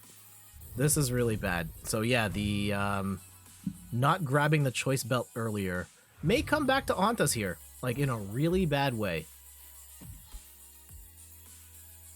And it's Path to the Peak. Oh, and Trick Wind, so we can't play the tools down. This is miserable. And we only have a stadium, and we can't attach. I think this is GG's. I don't see the out here. Because I don't see how we get 4 hits. Or we charge anything up at this point to the hit. No. Like, that's going to go down in 1 hit. That's going to go down in 2. I can't attach any energy. All my energy's in the discard. Like, really, my only course of action is if I top deck... If I top deck, like, Training Court or something.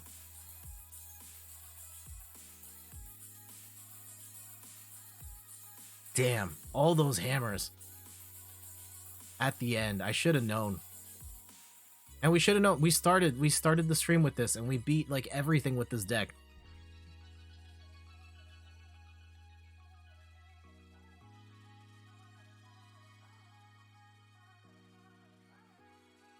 I guess we could have evolved to get Arceus VSTAR, but I don't know how.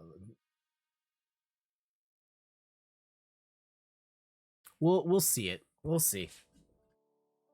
If it ends here, it ends here. They are taking their sweet time thinking through all their options.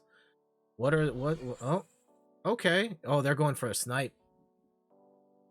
Yeah. That's a good move. That's a great move. I hate that they're doing it. Okay.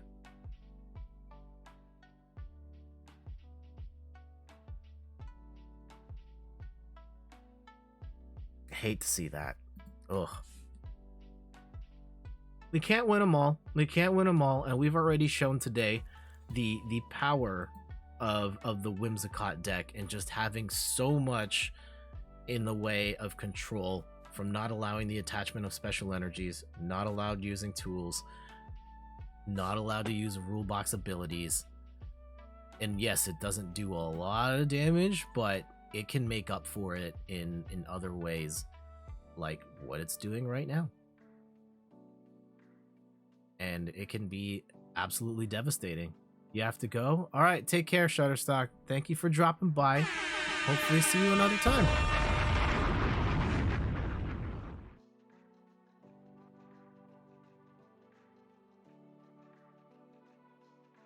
Yeah, I'd snipe the Arceus here if I were them. Yeah. Oh, it's dead too. Oh. Yeah, that's a GG's. Oh. We've been having such a good run too. Whimsicott, too strong. Too strong. Okay, let's try like one more. And then I gotta go. But it's been quite the run. Thank you to everybody that's dropped by. Let's see. Shutterstock. Secret player. Mark is not cool. Mark is cool. I should just call you that from now on. Megan plays games. Player 2 start. MacGyverisms. All of the homies that came through. Much appreciated. We're gonna start with Lucario here.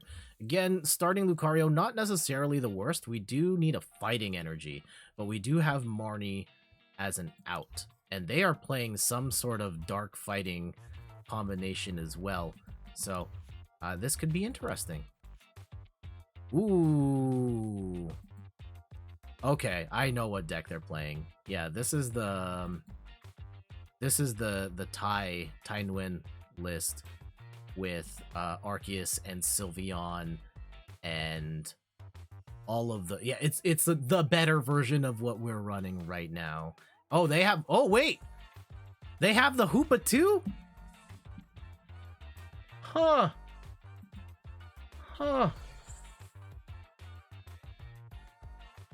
Okay.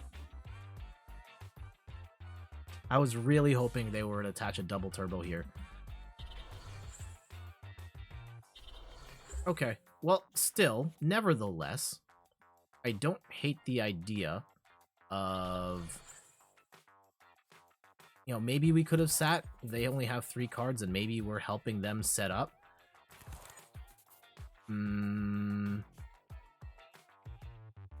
we don't get what we're looking for, unfortunately.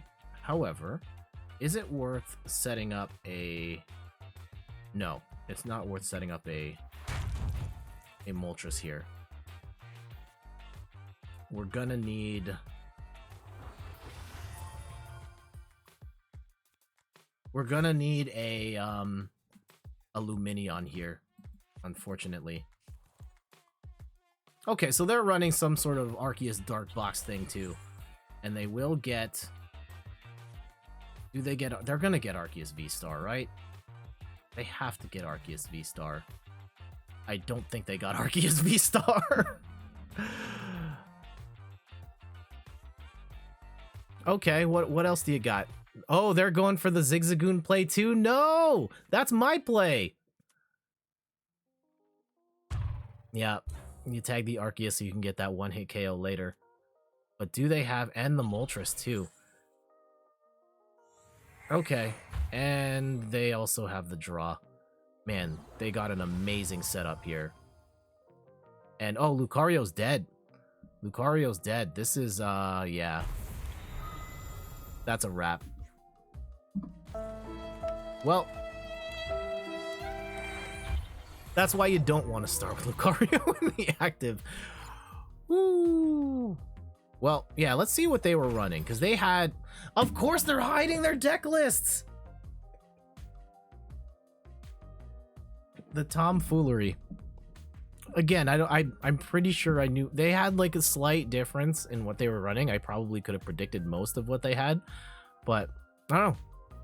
Sometimes it does matter, like, having a little bit of differences, but, like, people can see the cards. I think it's silly. I think it's silly. Show your... I don't hide my decks. And I almost all of these streams involve me sharing either... Yeah, sharing decks and sharing that knowledge. And I get there... To a certain extent, there is a level of keeping stuff secret for tournaments, because it's usually like that one card, but the vast majority of us playing online, it's not that serious. And especially in a world where I don't get to see your deck list till after we've played, and we're probably never gonna match up again, it doesn't matter if I can see your list. It's not like, you know, once it gets to if your secret sauce is really that good, it will make its way out there one way or another. Someone's gonna use it, it's gonna become popular, and then everyone's gonna know, like, incorporate it and then counter around it, and the cycle continues. So I don't know, that's just my thought. And I've always been that way with competitive games and knowledge of just it's so much better to share the knowledge than hide the knowledge, because yeah, anything that's really good somebody else has probably already found. If not, you're gonna have to use it, and people are gonna see it anyway and dissect it and figure it out if it truly is that good. And if you are in the space of being a competitive player or even a content creator, sharing that knowledge is so much more valuable than pocketing that knowledge, because when you share that knowledge, you are giving viewers and readers, if you write, more reason to consume your content, because they come to you because, yeah, Jet's gonna have the strats and he's gonna share with me, and I'm gonna get better, and you know, it ends up being more value to the world and to you for sharing that knowledge rather than hoarding it for yourself. So that's kind of where I stand on that. All right, that is going to do it for today's stream. Thank you to everybody that dropped by. Let me scroll up the chat and shout out all the names I see along the way. Shutterstock, Secret Player, Megan Plays Games, Mark is Not Cool, MacGyverisms, Player to Start, Thomas, Tritty Cent, Weird August, Kappa Blitzen, Dupan the Man, everybody that was lurking the stream as well. Much love to you all. We will be back on Wednesday, where we'll be playing some Nintendo Switch Sports. I think we're gonna do a couple weeks of this. I think the first one is going to be us sampling all the games, and then I think after that I kind of want to get a get together with a bunch of people and just play some bowling. I think that would be rad. Also, make sure to check out all the things that I'm on. We're on. Hold on. Stop it. There we go.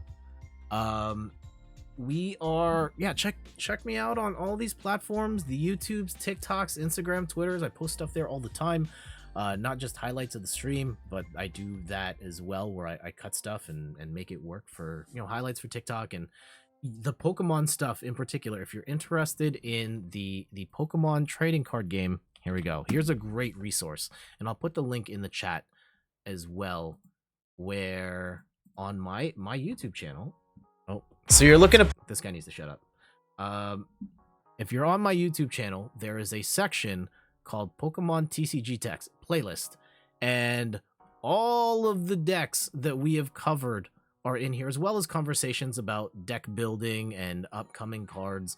All of that stuff is here in one handy resource, and you can just see it all in one place. And after this stream, I'm going to cut the highlights from today's stream and then put it in this deck section here as well. So you have a handy resource for all of the Pokemon TCG knowledge you need. But until next time, I hope you all have a wonderful weekend. It's been a pleasure hanging out with you all, and I'll see you all on Wednesday. Later!